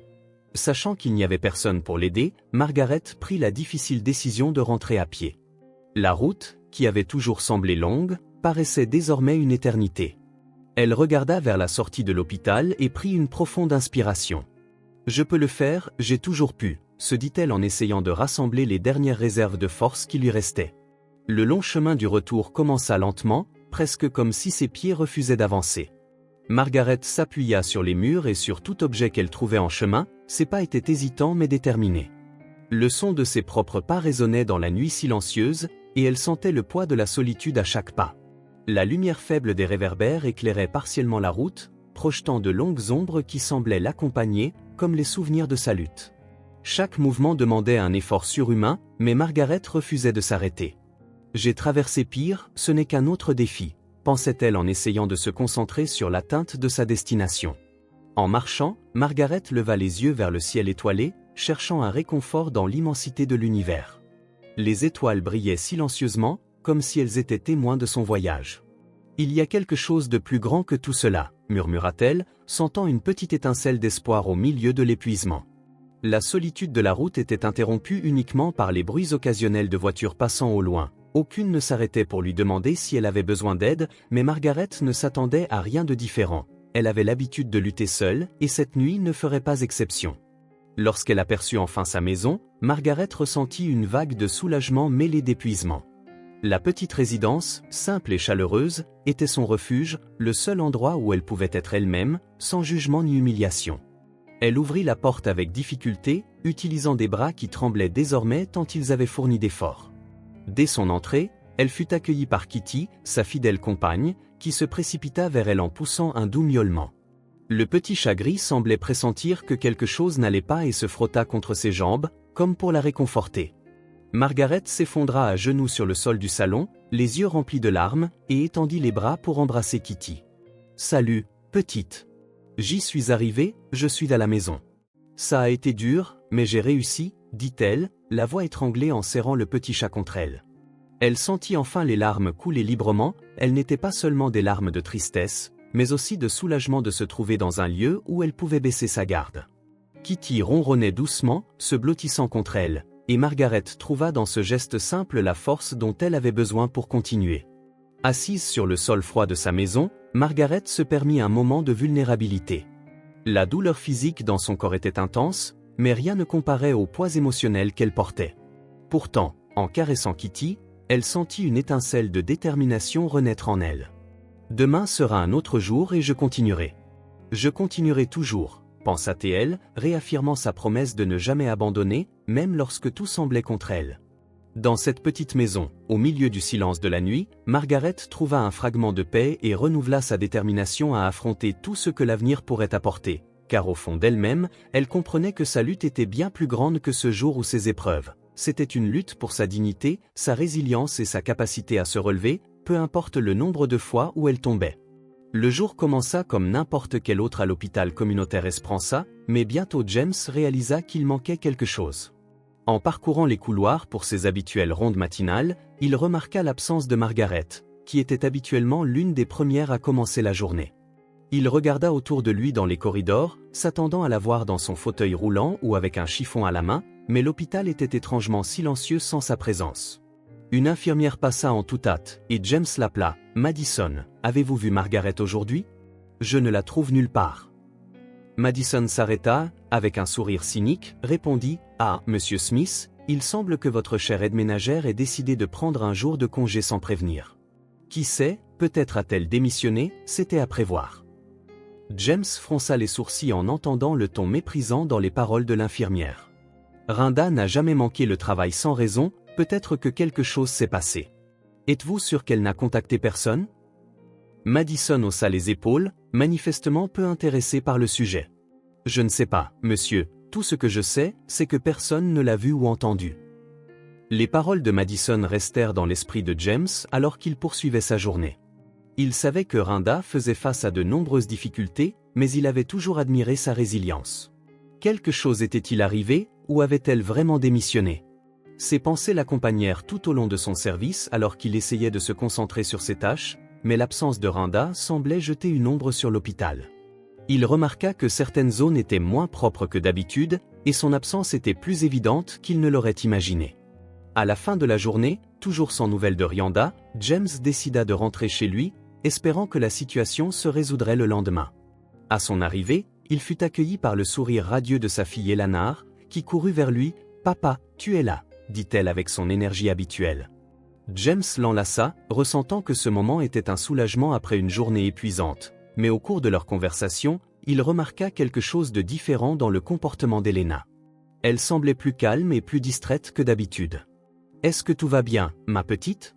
Tu as l'air fatiguée aujourd'hui », demanda James en posant sa main sur son front pour vérifier si elle avait de la fièvre. Elena secoua la tête et répondit « J'ai juste un petit mal de ventre, papa, et je n'ai pas pu beaucoup manger aujourd'hui, mais je pense que ça passera. » Avant qu'il ne puisse réagir, Eleanor courut vers la salle de bain, et James entendit le son indubitable de quelqu'un en train de vomir. Inquiet, il se rendit à la porte de la salle de bain et appela « Elena, ça va ? Que se passe-t-il » Elena sortit de la salle de bain, le visage pâle et arborant un sourire timide. « Je vais bien, papa, c'était juste quelque chose que j'ai mangé, ne t'inquiète pas. » James observa sa fille un instant, ressentant une pointe d'inquiétude dans sa poitrine, mais voulant croire que ce n'était vraiment rien, il décida de ne pas l'alarmer. « D'accord, mais je veux que tu te reposes.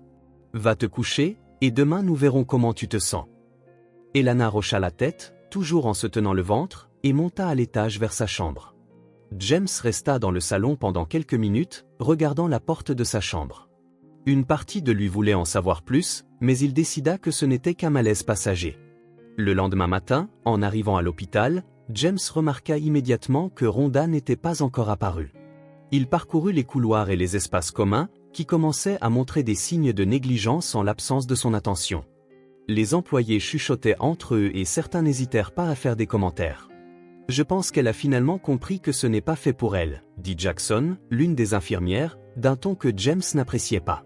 Elle était très travailleuse, mais soyons honnêtes, elle ne pouvait pas continuer ainsi, ajouta Madison d'un ton de faux regret. James sentit le poids de ses paroles, mais aussi l'irritation grandissante en lui. Il savait que Rianda n'était pas irresponsable et que son absence n'avait aucun sens. A-t-elle abandonné ? A-t-elle atteint ses limites ? Se demanda-t-il en se rendant à son bureau. Assis sur sa chaise, il regarda le bureau rempli de papiers, mais son esprit était ailleurs. Il pensa à toutes les fois où il avait vu Rimonda travailler jusqu'à la limite, malgré les difficultés qu'elle rencontrait. La possibilité qu'elle ait abandonné était difficile à accepter au fil de la journée. L'absence de Rhonda continuait de peser sur James. Il savait qu'il devait découvrir ce qui s'était passé. Après tout, Rhonda était plus qu'une simple employée, elle était un exemple de force et de persévérance pour tous ceux qui étaient là, même si certains ne le voyaient pas ainsi. Et il savait que si elle avait vraiment abandonné, l'hôpital aurait perdu une partie importante de son âme. Lorsqu'il rentra chez lui ce soir-là, James était épuisé après une autre journée pleine de défis à l'hôpital communautaire Hope. Il ouvrit la porte et fut accueilli par le silence inhabituel de la maison, quelque chose qui attira immédiatement son attention. « Eleanor » appela-t-il en traversant le salon vers la chambre de sa fille. Il savait qu'elle s'était plainte de douleur la veille au soir, mais avait décidé de ne pas trop s'inquiéter. Cependant, ce silence pesant semblait maintenant crier que quelque chose n'allait pas.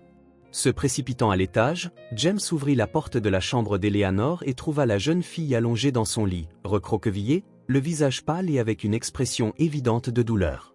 En entendant son père, Elena tenta de sourire, mais sa voix était faible. « Salut, papa, je ne me sens pas très bien », dit-elle en se tenant le ventre d'une main. Le cœur de James se serra en la voyant ainsi. Il s'assit sur le lit, posant sa main sur son front et remarquant qu'elle était en sueur. « Elena, ces douleurs ne sont pas parties, tu es pire qu'hier, » dit-il, tentant de cacher son inquiétude.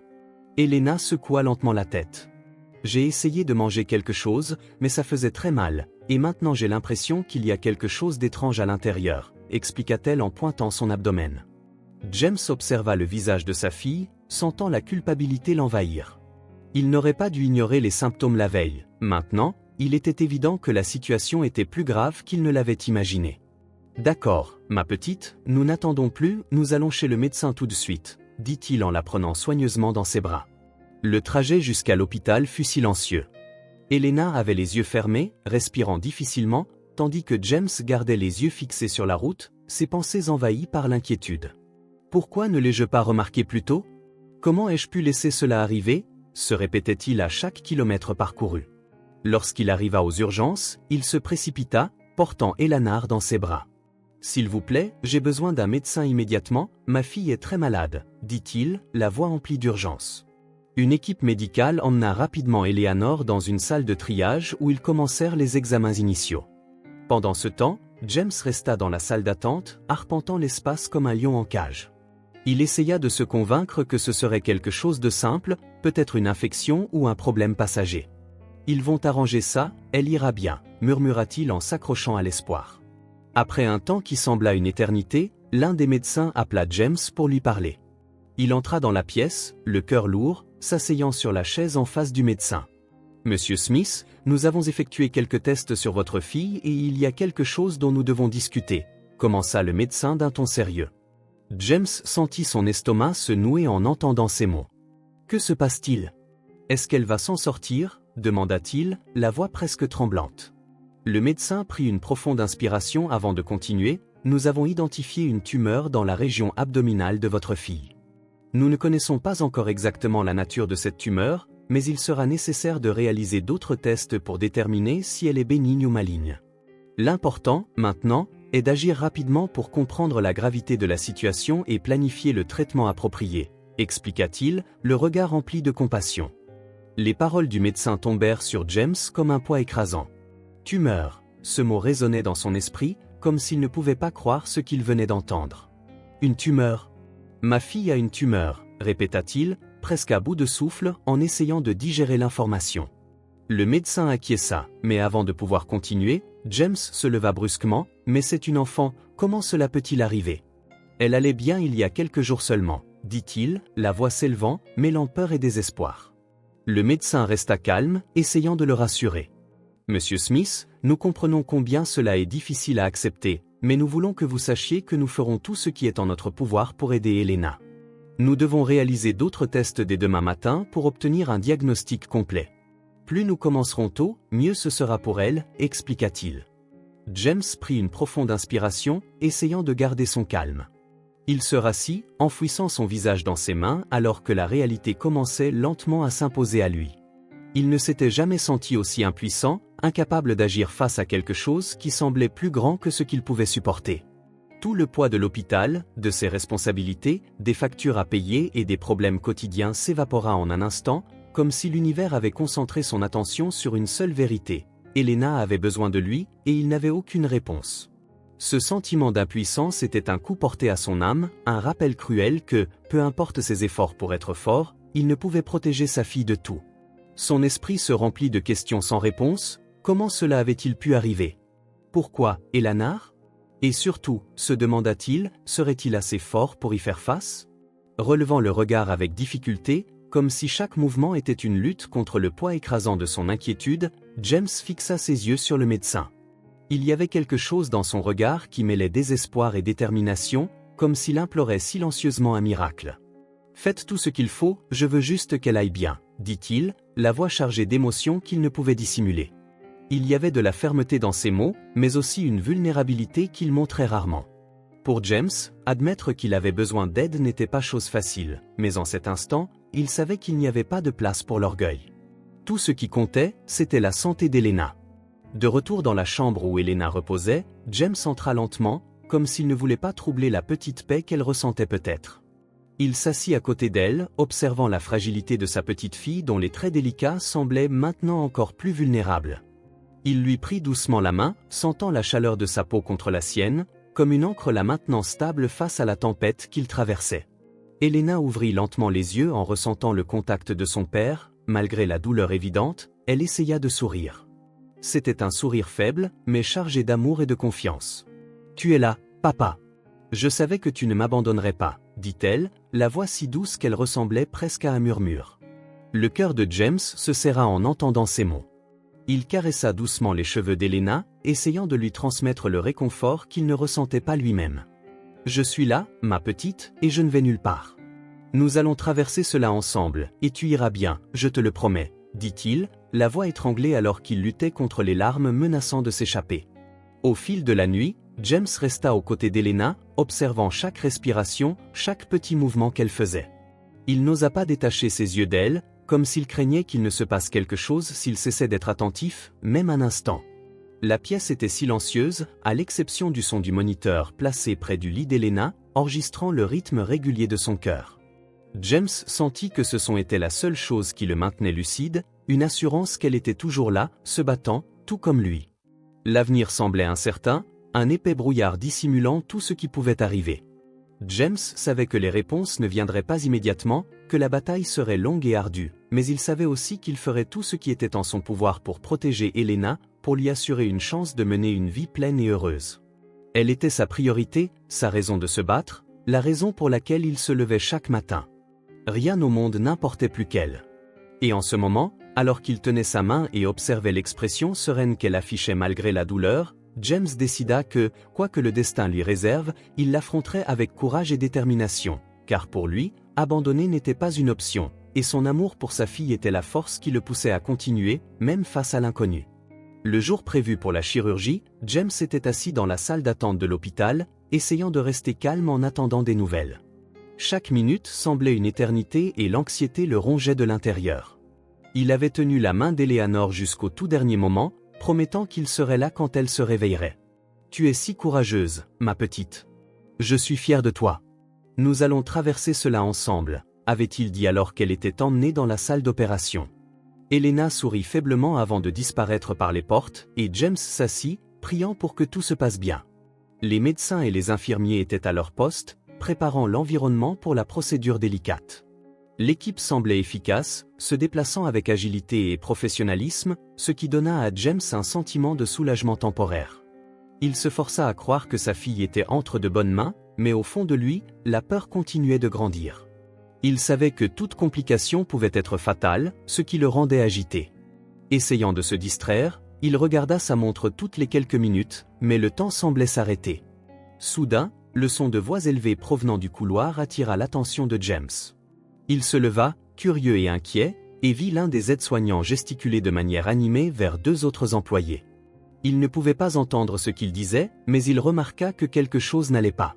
Peu de temps après, l'aide-soignante entra dans la salle d'opération et appela discrètement l'un des médecins. Tous deux sortirent ensemble, conversant à voix basse, et James sentit son estomac se nouer. « Que se passe-t-il maintenant ?» se demanda-t-il en essayant de calmer ses pensées. À l'intérieur de la salle d'opération, la conversation prit rapidement une tournure inattendue. L'aide-soignante, visiblement excitée, expliqua « L'hôpital en bas de la rue recrute. Ils offrent le double de salaire et de meilleurs avantages.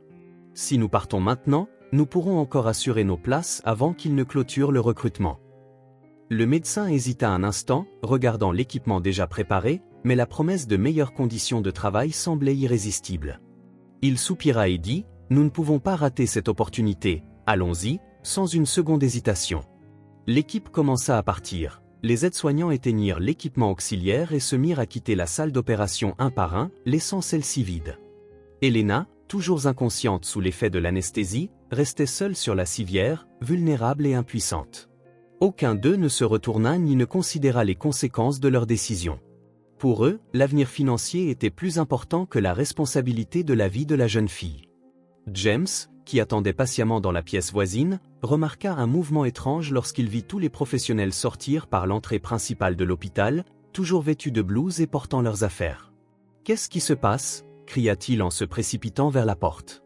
Il tenta d'attirer l'attention de l'un des médecins, mais fut ignoré. « Et, vous partez, et qu'en est-il de la chirurgie de ma fille ?»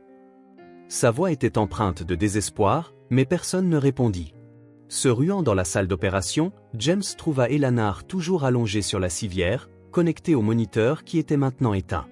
Il s'arrêta un instant, essayant de comprendre ce qu'il voyait. La salle, autrefois pleine de professionnels, était complètement vide. Seule Eleanor restait là, vulnérable, tandis que les moniteurs enregistrant ses signes vitaux clignotaient inutilement, éteints par l'équipe. James sentit son sang bouillir. « Ils l'ont abandonné, ils l'ont vraiment abandonné !» cria-t-il, l'écho de sa voix emplissant l'espace vide. Se précipitant vers la civière, il prit la main d'Eleanor, le cœur battant la chamade en regardant l'équipement éteint. « Eleanor, je suis là. Je ne te laisserai rien arriver, je te le promets, » dit-il, essayant de contenir les larmes qui coulaient déjà sur son visage. Il savait qu'il devait agir rapidement. Prenant le téléphone, il appela d'autres hôpitaux, suppliant de l'aide. « Ma fille est dans une salle d'opération abandonnée, s'il vous plaît, envoyez quelqu'un, n'importe qui, » disait-il, mais la réponse était toujours la même. « Monsieur, nos équipes sont débordées, nous ne pouvons envoyer personne pour le moment. » Le sentiment d'impuissance l'envahit à nouveau. Il avait l'impression que le monde entier s'était retourné contre lui et sa fille. En regardant Elena, si petite et sans défense, James prit une décision, il n'attendrait plus l'aide. Si personne ne venait, il trouverait un moyen de sauver sa fille lui-même. « Tu n'es pas seule, ma petite, je te promets que je prendrai soin de toi, même si je dois le faire seul, » murmura-t-il en lui embrassant le front, peinant à trouver la prochaine étape. Alors que le silence s'installait dans la salle d'opération, James réalisa plus que jamais qu'il était seul dans la bataille pour la vie d'Elena, et à cet instant, il se promit de ne jamais faire confiance aveuglément à quiconque pour prendre soin de ceux qu'il aimait. La douleur et le désespoir étaient presque insupportables, mais il savait qu'il devait être fort, car Eleanor dépendait de lui et il n'abandonnerait jamais. James sortit en courant de l'hôpital communautaire Hope, le cœur battant frénétiquement, comme s'il tentait d'échapper au désespoir qui le consumait. La rue de la ville semblait indifférente à sa douleur, avec des passants pressés, inconscients du chaos qui dominait sa vie à cet instant.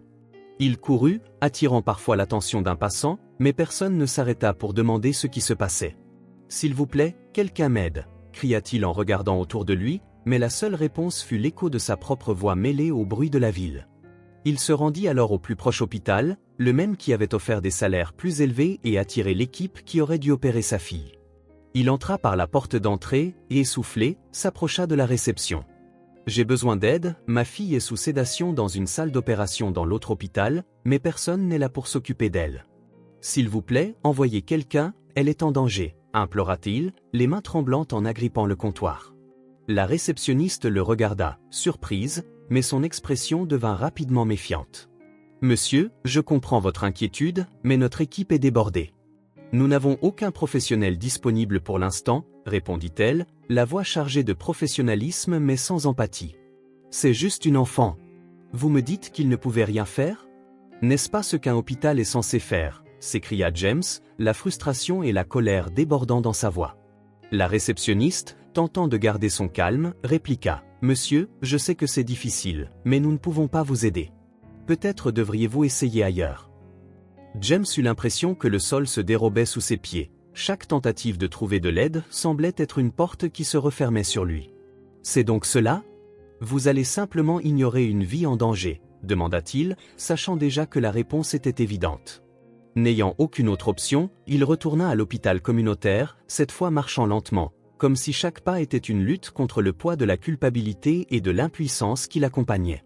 À son arrivée, il trouva Elena toujours sous sédation dans la salle d'opération. La vue de sa fille, si petite et sans défense, le brisa à nouveau. Il s'approcha d'elle, prenant doucement sa main comme s'il pouvait lui transmettre un peu de force par son toucher. « Ma petite, je trouverai une solution. Je ne t'abandonnerai pas, je te le promets, » dit-il, la voix étranglée. James savait qu'il ne pouvait pas rester inactif, il devait agir, même si cela signifiait quitter Elena brièvement. En la regardant, il se sentit déchiré entre la peur de l'abandonner et le besoin de trouver de l'aide. « Je reviendrai bientôt. Je trouverai quelqu'un qui se soucie de toi, quelqu'un qui sait comment prendre soin de toi. Accroche-toi, s'il te plaît, » dit-il, les larmes coulant sur son visage. Il embrassa le front d'Elena, ressentant la fragilité de sa peau contre ses lèvres, et se leva, déterminé à faire quelque chose. En quittant l'hôpital à nouveau, James n'avait pas de plan précis. Le sentiment d'impuissance était accablant, mais il refusait d'abandonner. Tout ce qu'il savait, c'était qu'il devait essayer quelque chose, n'importe quoi, avant qu'il ne soit trop tard. Il décida de contacter d'anciens médecins et des contacts, des personnes qu'il connaissait d'un passé qui lui semblait désormais lointain, mais qui pourrait être son dernier espoir. Même s'il n'était pas certain qu'il l'aiderait ou même qu'il l'écouterait, il ne voyait pas d'autre choix. C'était un pari désespéré, mais pour James, le désespoir valait mieux que l'inaction. « Je ne peux pas rester les bras croisés alors qu'Elanar dépend de moi », pensa-t-il, ajustant le rythme de ses pas, chacun plus lourd que le précédent. Toute la journée, James avait frappé de porte en porte sans trouver personne prêt à l'aider. À chaque refus, son cœur se faisait plus lourd, il se sentait comme un homme à la dérive dans une mer d'indifférence. Alors que le soleil commençait à se coucher, la fatigue envahit son corps et son esprit, ses jambes peinaient à soutenir le poids de sa détermination, mais son esprit était rempli d'images d'Eleanor, seule et vulnérable à l'hôpital. Il savait qu'il devait revenir. Même sans réponse ou aide, je ne peux pas l'abandonner. Jamais je ne ferai cela, murmura-t-il en marchant lentement dans les rues qui le menaient de nouveau à l'hôpital communautaire Hope. À son arrivée, James entra précipitamment, l'anxiété dominant chacun de ses gestes. Les lumières étaient partiellement tamisées, ce qui augmentait son appréhension. Il traversa les couloirs désertiques en appelant le nom d'Elena, sa voix chargée d'inquiétude. Lorsqu'il ouvrit la porte de la salle d'opération, il s'arrêta brusquement, les yeux écarquillés devant ce qu'il voyait. Il y avait Margaret, la femme de ménage qu'il croyait avoir abandonnée, utilisant du matériel chirurgical et travaillant méticuleusement sur le corps d'Elena. « Madame Margaret ?» demanda James d'une voix tremblante, mêlant choc et confusion. Il fit un pas en avant, mais Margaret leva la main d'un geste ferme pour lui demander de s'arrêter. « Monsieur Smith, veuillez rester calme. Je sais ce que je fais.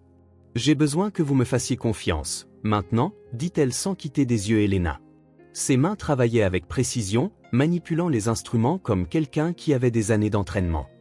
James cligna des yeux à plusieurs reprises, essayant de comprendre la scène surréaliste devant lui. Il ouvrit la bouche pour la questionner, mais Margaret l'interrompit avant qu'il ne puisse dire quoi que ce soit. « Je sais que vous avez des questions. J'y répondrai, mais pas maintenant. Ma priorité est de sauver votre fille. S'il vous plaît, accordez-moi de l'espace et de la patience, dit-elle, la voix calme mais chargée de détermination. Son ton était si convaincant que, même au milieu du chaos de ses pensées, James obéit, sans savoir quoi faire. Il quitta la salle d'opération et s'assit sur un banc à l'extérieur. Son esprit était en tourbillon de pensées. Comment est-ce possible? C'est une femme de ménage, ou du moins, c'est ce que je croyais. D'où vient cette capacité? Comment sait-elle faire cela? Se demanda-t-il, chaque minute qui passait nourrissant encore plus ses doutes et ses inquiétudes. Il se passa les mains dans les cheveux, essayant de calmer ses nerfs, mais l'anxiété semblait le consumeur. Dehors, le temps semblait s'être arrêté. Le silence de l'hôpital était inquiétant et James sentait son cœur battre si rapidement qu'il semblait résonner dans le couloir.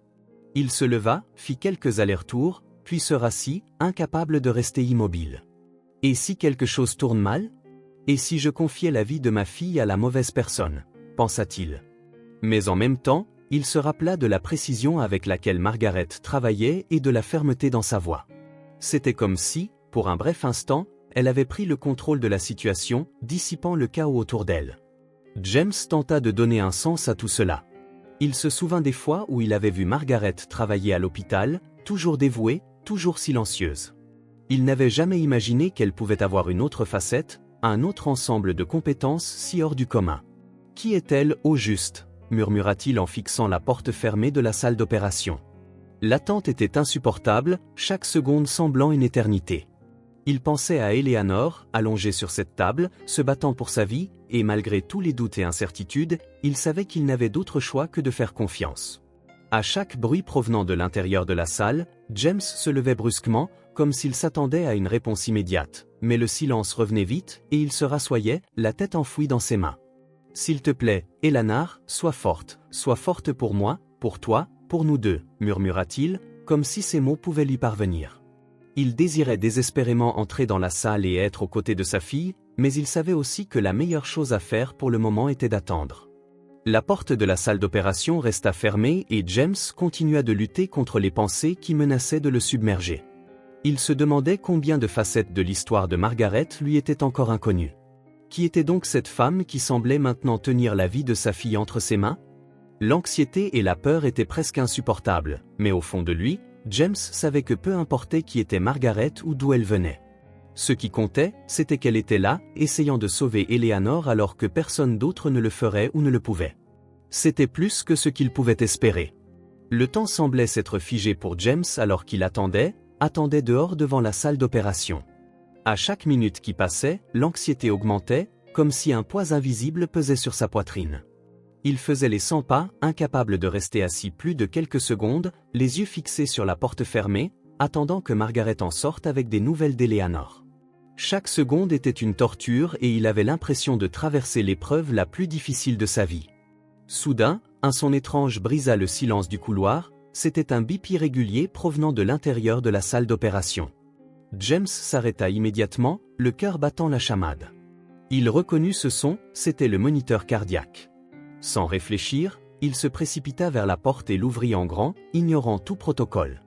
À l'intérieur, Margaret se penchait sur Eleanor, le visage tendu, ajustant rapidement l'équipement.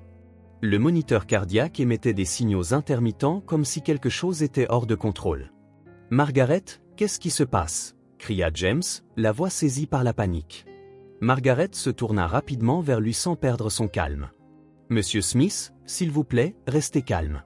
Ce n'est qu'un petit problème technique avec le moniteur. Je suis en train de le résoudre, » dit-elle, la voix ferme mais toujours concentrée sur ce qu'elle faisait. James regarda le visage pâle et immobile d'Elna, allongée sur la table, et il eut l'impression que le sol disparaissait sous ses pieds. « Ma fille, est-ce qu'elle va bien? Elle est en vie ?» demanda-t-il, la voix presque coupée alors qu'il s'approchait de la table. Margaret leva une main pour lui demander de s'arrêter. « Elna est stable, Monsieur Smith. Faites-moi confiance. Cet équipement est sensible et parfois il défaille. Je vous ai dit que j'allais régler ça. Laissez-moi travailler, s'il vous plaît, dit-elle en ajustant les câbles reliés au corps d'Elna et en surveillant les données sur les machines. James voulait y croire, mais le son irrégulier du moniteur le faisait paniquer. Chaque bip ressemblait à un coup, renforçant son sentiment de désespoir. « Comment pouvez-vous me dire de me calmer? C'est ma fille qui est allongée là. Vous pensez que c'est facile pour moi d'être ici à regarder ça ?»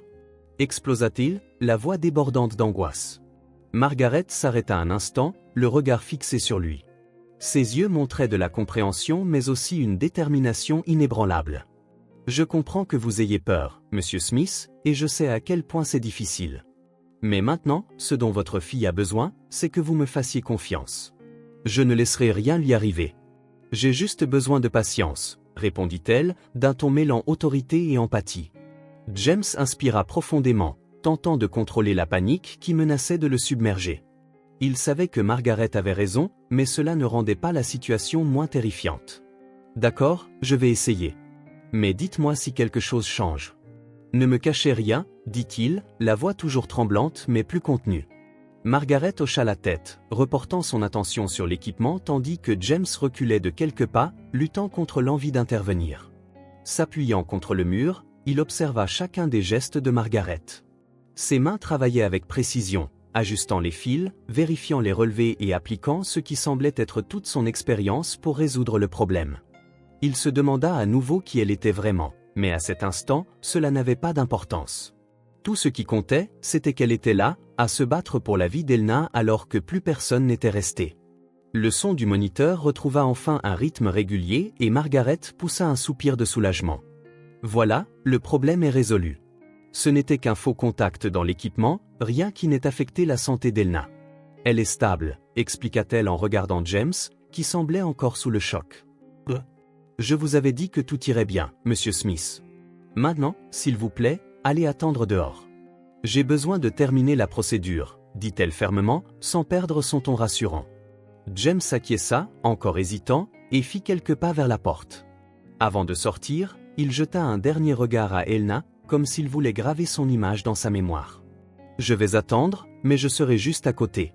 Si jamais, tenez-moi immédiatement au courant, dit-il, la voix basse mais chargée d'émotion. Margaret esquissa un léger sourire, un geste rapide mais qui transmettait sa confiance. « Je m'occupe d'elle. »« Faites-moi confiance, » répondit-elle, en reportant son attention sur la chirurgie. De retour dans le couloir, James s'affala sur le banc et passa ses mains sur son visage pour tenter de calmer ses nerfs. Le son du moniteur résonnait encore dans sa tête et il sentit son cœur se serrer, comme s'il était poussé au-delà de ses limites. « C'est le défi. Elna, continue de te battre. J'ai besoin de toi, on a besoin l'un de l'autre, murmura-t-il, les larmes coulant sur ses joues tandis qu'il attendait le prochain chapitre de ce moment décisif. Après de longues heures de tension, la porte du bloc opératoire s'ouvrit finalement. Margaret en sortit, le visage marqué par la fatigue mais arborant une expression de soulagement. James, qui était assis dans le couloir, les bras croisés et la tête baissée, se leva immédiatement en l'entendant. « Alors, comment va-t-elle » demanda-t-il, la voix pleine d'urgence. Margaret avança lentement vers lui, toujours appuyée sur son fauteuil roulant fraîchement réparé, et s'arrêta devant lui. « Elna est stable, Monsieur Smith. L'opération a été un succès. Elle se repose maintenant et tout indique qu'elle va bien se rétablir. Elle a juste besoin de repos et de soins pour les prochains jours, dit-elle avec un léger sourire qui exprimait à la fois confiance et tranquillité. Ces mots frappèrent James comme un soulagement écrasant. Il sentit ses jambes fléchir et les larmes qu'il retenait coulèrent enfin sur son visage. Il cacha son visage dans ses mains, respirant profondément avant de regarder Margaret. « Où vous avez sauvé ma fille ? Je ne sais même pas comment vous remercier. » « Je n'ai pas de mots, dit-il, la voix étranglée. Margaret secoua la tête, comme si elle voulait écarter une gratitude excessive. « Vous n'avez pas besoin de me remercier. J'ai simplement fait ce qu'il fallait faire. Elna est forte et elle s'est battue. Je lui ai juste donné la chance de remporter cette bataille, répondit-elle humblement. James, encore perplexe par tout ce qui s'était passé, regarda Margaret avec un mélange d'admiration et de curiosité. « Mais Margaret, comment saviez-vous quoi faire ? Comment avez-vous pu pratiquer une opération si compliquée ? Je pensais que vous n'étiez que... » Il s'arrêta, hésitant à poursuivre de peur que ses propos ne soient mal interprétés. « Je pensais que vous étiez juste une femme de ménage ici, à l'hôpital, » conclut-il avec prudence. Margaret sourit légèrement, comme si elle s'attendait déjà à cette question. « Je comprends, Monsieur Smith. Je n'ai jamais raconté mon histoire à personne ici parce que je ne pensais pas que c'était nécessaire. Mais je crois qu'il est juste, maintenant, que vous sachiez. » Elle marqua une pause, inspirant profondément avant de continuer. « J'ai un diplôme de médecine. J'étais chirurgienne avant de venir ici. J'ai travaillé dans certains des meilleurs hôpitaux et mon avenir semblait prometteur. Mais il y a quelques années, j'ai eu un grave accident qui m'a laissé paraplégique. Ma vie a complètement changé. James resta silencieux, absorbant chaque mot. Il sentit une boule dans sa gorge alors que Margaret poursuivait. Après l'accident, on m'a jugé inapte à continuer en tant que chirurgienne. Ce n'était pas qu'un problème physique, c'était aussi le regard des gens. Ils pensaient que je n'étais plus capable, que mon état faisait de moi un choix trop risqué. Alors j'ai décidé que si je ne pouvais plus être chirurgienne, je pouvais quand même aider d'une autre manière. Je suis venue dans cet hôpital comme femme de ménage parce que j'avais besoin d'un emploi et parce que je voulais rester proche de ce que j'aime, m'occuper des gens. James secoua la tête, incrédule. Et personne ici ne le savait? Il ne se doutait de rien? Margaret haussa les épaules. La plupart des gens ne posent pas de questions au-delà des apparences. Quand ils voient quelqu'un en fauteuil roulant, ils pensent tout savoir de cette personne. Ils se disent qu'on n'a pas d'ambition, qu'on ne peut rien accomplir. Alors je les ai laissés croire ce qu'ils voulaient. Mais aujourd'hui, quand j'ai entendu la situation d'Elna, je savais que je ne pouvais pas rester là sans rien faire. J'ai utilisé tout ce que j'ai appris pour la sauver. Toujours sous le choc, James posa son regard sur le fauteuil roulant de Margaret et se souvint de son absence ces derniers jours. Et à propos de ces jours où vous n'êtes pas venu à l'hôpital? Je pensais que vous aviez abandonné. Margaret soupira, baissant les yeux avant de répondre. Je n'ai pas abandonné. Mon fauteuil roulant était cassé et je ne pouvais plus me déplacer. J'ai passé des jours à essayer d'en obtenir un autre, mais ça a été plus difficile que je ne l'imaginais. Quand enfin j'ai pu en avoir un, je suis revenu aussitôt. Je savais qu'il y avait quelque chose d'important pour moi ici. James se sentit encore plus coupable. Il avait douté de Margaret, imaginé le pire à propos de son absence sans même chercher à comprendre ce qui pouvait se passer. Vous êtes bien plus forte que quiconque aurait pu l'imaginer, dit-il, la voix pleine d'admiration. Non seulement vous avez sauvé ma fille, mais vous m'avez aussi montré le vrai sens du mot persévérance. Je ne sais pas comment je vais vous rendre tout ce que vous avez fait. Margaret sourit à nouveau, cette fois avec plus de chaleur. Vous n'avez rien à me rendre, Monsieur Smith. Prenez simplement bien soin d'Elna. Elle mérite un bel avenir et maintenant, elle aura cette chance. C'est plus que suffisant pour moi. À la fin de la conversation, James retourna dans la chambre où Elna se reposait. Il regarda sa fille, toujours pâle mais affichant une expression sereine qu'il n'avait pas vue depuis des jours. Son cœur se remplit de gratitude, non seulement envers Margaret, mais aussi envers la seconde chance qui avait été offerte à sa fille. À cet instant, il comprit que l'hôpital était bien plus qu'un lieu de travail ou une entreprise. C'était un espace où les vies se croisaient, où les histoires de lutte et de persévérance se rencontraient de manière inattendue.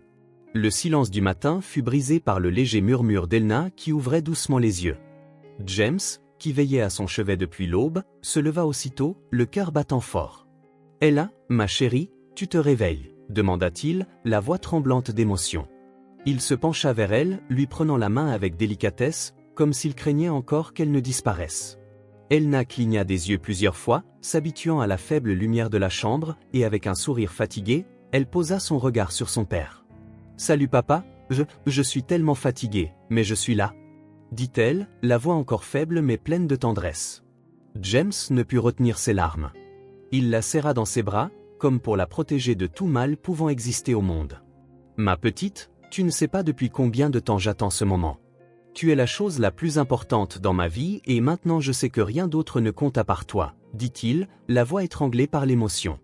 Elna rendit son étreinte, se sentant en sécurité dans les bras de son père. « Je savais que tu ne m'abandonnerais jamais, papa. Tu prends toujours soin de moi, même quand tout semble si difficile, » dit-elle avec un sourire fragile. James caressa ses cheveux en silence, se promettant de ne plus jamais placer quoi que ce soit au-dessus du bonheur et du bien-être de sa fille. Quelques heures plus tard, lorsque Elna s'endormit à nouveau pour reprendre des forces, James sortit de la chambre pour parler à Margaret.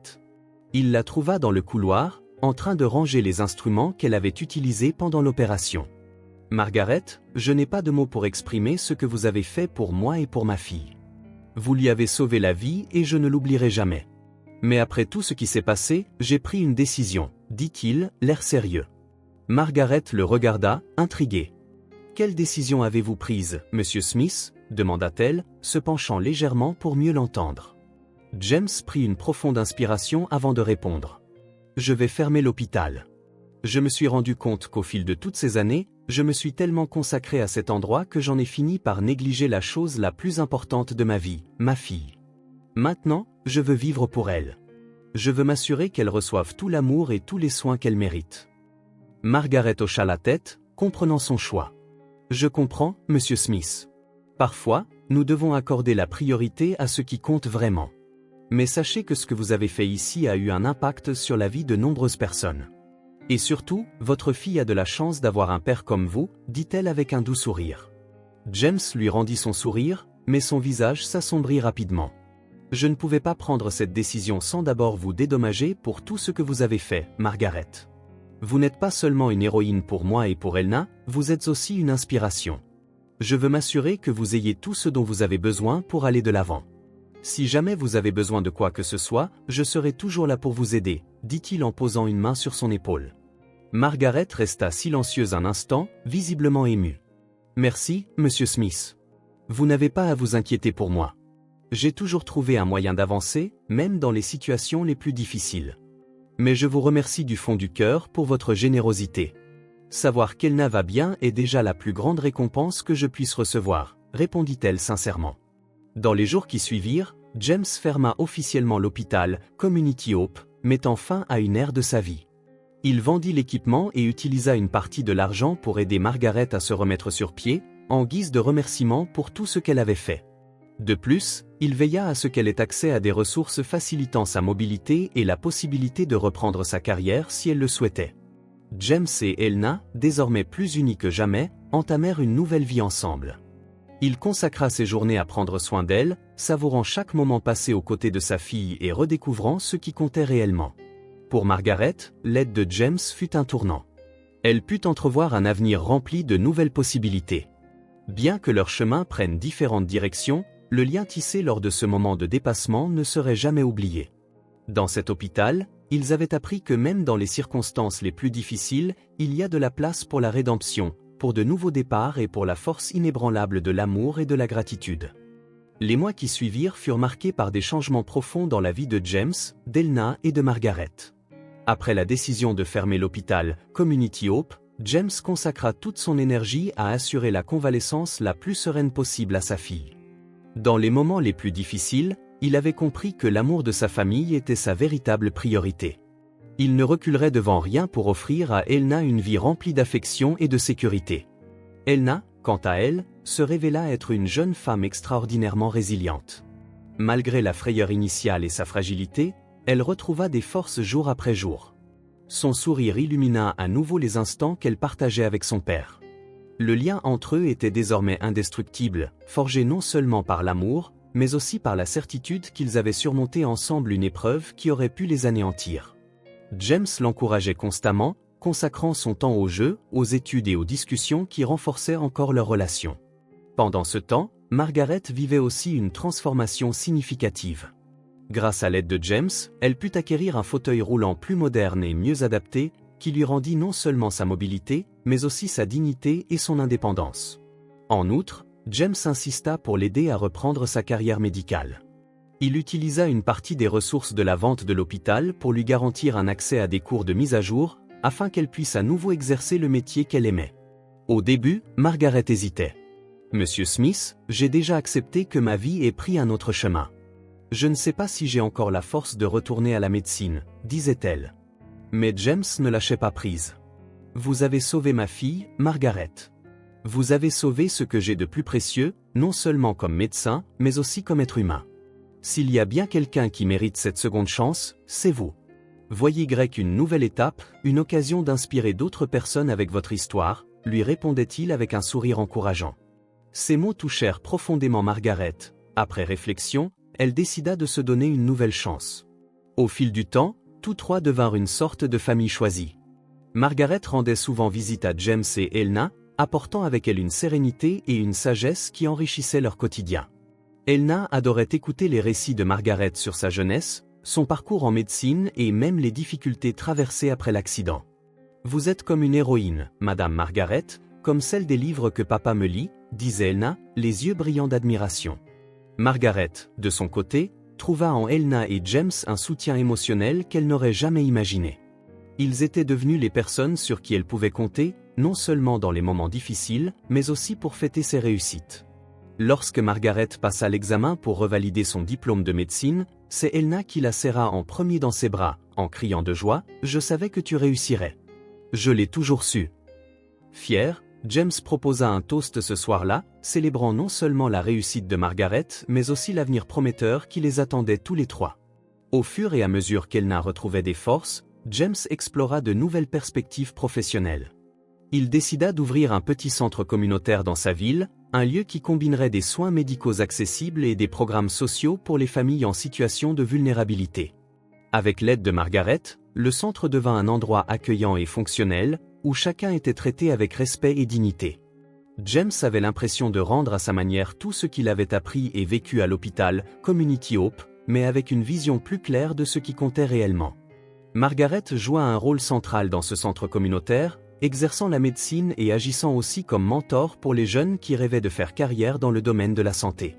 Elle tenait à partager son histoire, non pas comme une leçon de bravoure imposée, mais pour montrer que la vie peut se réinventer, même face aux plus grands défis. Peu importe ce que vous avez perdu, il y a toujours quelque chose à reconstruire, disait-elle en enseignant avec patience et passion. Elna, inspirée par son père et Margaret, manifesta bientôt de l'intérêt pour le domaine médical. « Papa, je crois que je veux aider les gens, moi aussi. Je veux faire quelque chose qui rende le monde un peu meilleur », déclarait-elle en accompagnant James et Margaret lors des visites au centre communautaire. James ressentait une fierté indescriptible en voyant sa fille s'épanouir, surmonter les épreuves qui avaient failli lui coûter la vie et les transformer en force pour aider les autres. La maison de James devint un lieu de rassemblement fréquent et de célébration. Le week-end, il n'était pas rare de voir Elna courir dans le jardin, suivie de Kitty, le fidèle petit chat de Margaret, qui faisait désormais partie de la famille. Margaret se retrouvait souvent dans la cuisine avec James, échangeant des recettes simples mais pleines d'affection. « Vous savez, Monsieur Smith, je n'aurais jamais imaginé être si heureuse dans un endroit comme celui-ci. Pendant longtemps, j'ai cru que ma vie était en suspens, mais vous m'avez montré qu'il y a toujours une nouvelle voie à explorer, dit-elle un jour, tout en préparant un dessert. Et moi, je n'aurais jamais imaginé que la femme de ménage que j'avais sous-estimée au départ deviendrait la personne qui sauverait ma fille et transformerait ma vie. Vous êtes plus qu'une amie, Margaret. Vous faites partie de notre famille désormais, répondit James, sincèrement, en posant la main sur son épaule. Margaret sourit, émue, sentant qu'elle avait enfin trouvé l'endroit où elle appartenait. Les années passèrent et la vie continua d'apporter son lot de défis et de réalisations pour eux trois. Mais ils affrontaient chaque obstacle avec la force qu'ils avaient construite ensemble. Elna, autrefois si frêle et luttant pour sa vie, devint une jeune femme déterminée et pleine de rêves. Lorsqu'elle entra à la faculté de médecine, ce fut avec l'envie profonde de rendre au centuple les soins et l'affection qui lui avaient sauvé la vie. Elle se démarqua parmi ses camarades, non seulement par son intelligence, mais aussi par l'empathie et le dévouement qu'elle incarnait. « Je veux être une médecin en qui les gens ont confiance, comme j'ai eu confiance en mon père et en Margaret, disait-elle, le regard brillant de détermination. Pendant ce temps, James trouva une mission qui le comblait au centre communautaire. Chaque personne qui franchissait la porte lui rappelait ce qu'il avait appris dans les moments les plus sombres de sa vie. Chaque être humain mérite une chance, un soutien. Il ne se contentait pas de diriger le centre, il s'impliquait personnellement dans de nombreuses activités, qu'il s'agisse de distribuer de la nourriture ou d'écouter l'histoire de ceux qui cherchaient de l'aide. Pour lui, ce centre était bien plus qu'un simple lieu physique, c'était le symbole de tout ce que lui et sa famille avaient surmonté. Margaret, quant à elle, retrouva non seulement sa profession, mais aussi sa confiance et sa joie de vivre. Exerçant comme médecin au centre, elle devint une figure admirée et respectée. Les gens de la communauté disaient souvent que sa présence était comme une lumière dans les moments sombres. Au-delà de soigner les corps, Margaret guérissait les âmes par son récit d'épreuves surmontées et sa détermination infaillible. Si Margaret a pu rebâtir sa vie, alors moi aussi je peux le faire, entendait-on souvent, inspiré par sa résilience. Dans cette petite communauté, l'impact du centre fut transformateur. Des familles trouvèrent un soutien, des jeunes découvrirent une inspiration et ceux qui se sentaient oubliés se virent enfin offrir un lieu où ils étaient accueillis. Les couloirs du centre, souvent remplis des rires des enfants et du brouhaha joyeux des bénévoles, témoignaient de la force de l'union et d'un objectif commun. Chaque consultation médicale, chaque distribution de nourriture, chaque mot de réconfort s'inscrivait dans un réseau de solidarité qui grandissait jour après jour. Pour beaucoup, le centre n'était pas qu'un lieu d'assistance, mais un phare d'espérance, un rappel qu'on n'a pas à affronter l'adversité seul. Mais pour James, Margaret et Elna, le véritable changement ne se limitait pas au mur du centre. Il résidait dans les liens qu'ils avaient forgés, dans les rires partagés et les larmes qui les avaient soudés. Il se trouvait dans la complicité silencieuse d'un regard échangé, dans les conversations autour d'une table alors que le café refroidissait, et dans les longues étreintes qui en disaient plus long que les mots. Chaque obstacle franchi, chaque petite victoire, leur rappelait que l'amour, la solidarité et le courage pouvaient transformer même les moments les plus difficiles en quelque chose de précieux. Pour eux, le centre représentait plus qu'un nouveau départ, c'était la preuve que, même face à la perte et aux défis, la vie pouvait être reconstruite avec résilience et détermination. Ce soir d'automne, alors que le soleil se couchait derrière les montagnes et que le ciel se teinta d'orange, les trois étaient assis dans le jardin de James, un lieu devenu le cœur de leur nouvelle existence. La lueur dorée du crépuscule éclairait doucement leurs visages, faisant ressortir des sourires nés de batailles remportées et de rêves encore en plein essor. Elna racontait avec enthousiasme des anecdotes de son stage à l'hôpital, décrivant avec précision chaque patient qu'elle avait soigné et les leçons qu'elle en avait tirées. James et Margaret l'écoutaient, fiers, leur regard allant tour à tour vers Elna et vers l'horizon, qui reflétait la sérénité de cet instant. Le doux ronronnement de Kitty, couchée à leur côté, complétait ce tableau de quiétude. La petite chatte, comme si elle comprenait l'importance du moment, se roula tranquillement dans l'herbe avant de se reposer près de Margaret. La brise fraîche apportait l'odeur des fleurs qu'Elna avait plantées au printemps, des marguerites, des tournesols et des violettes. Un rappel que, tout comme le jardin, leur vie avait refait surface.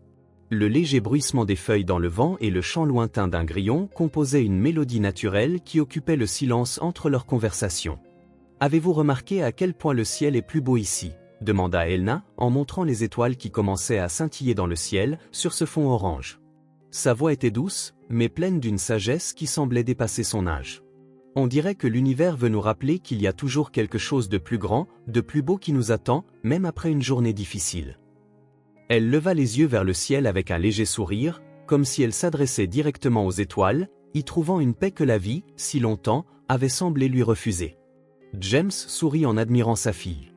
Il savait combien ses paroles n'étaient pas seulement pleines de beauté, mais également d'une vérité profondément ressentie. « Et toi, ma chérie, tu en es la preuve vivante. Tu es le plus grand chef-d'œuvre de ce jardin, Elna. Tout ce que j'ai fait, chaque sacrifice, en valait la peine rien que pour te voir ainsi, heureuse et pleine de rêves.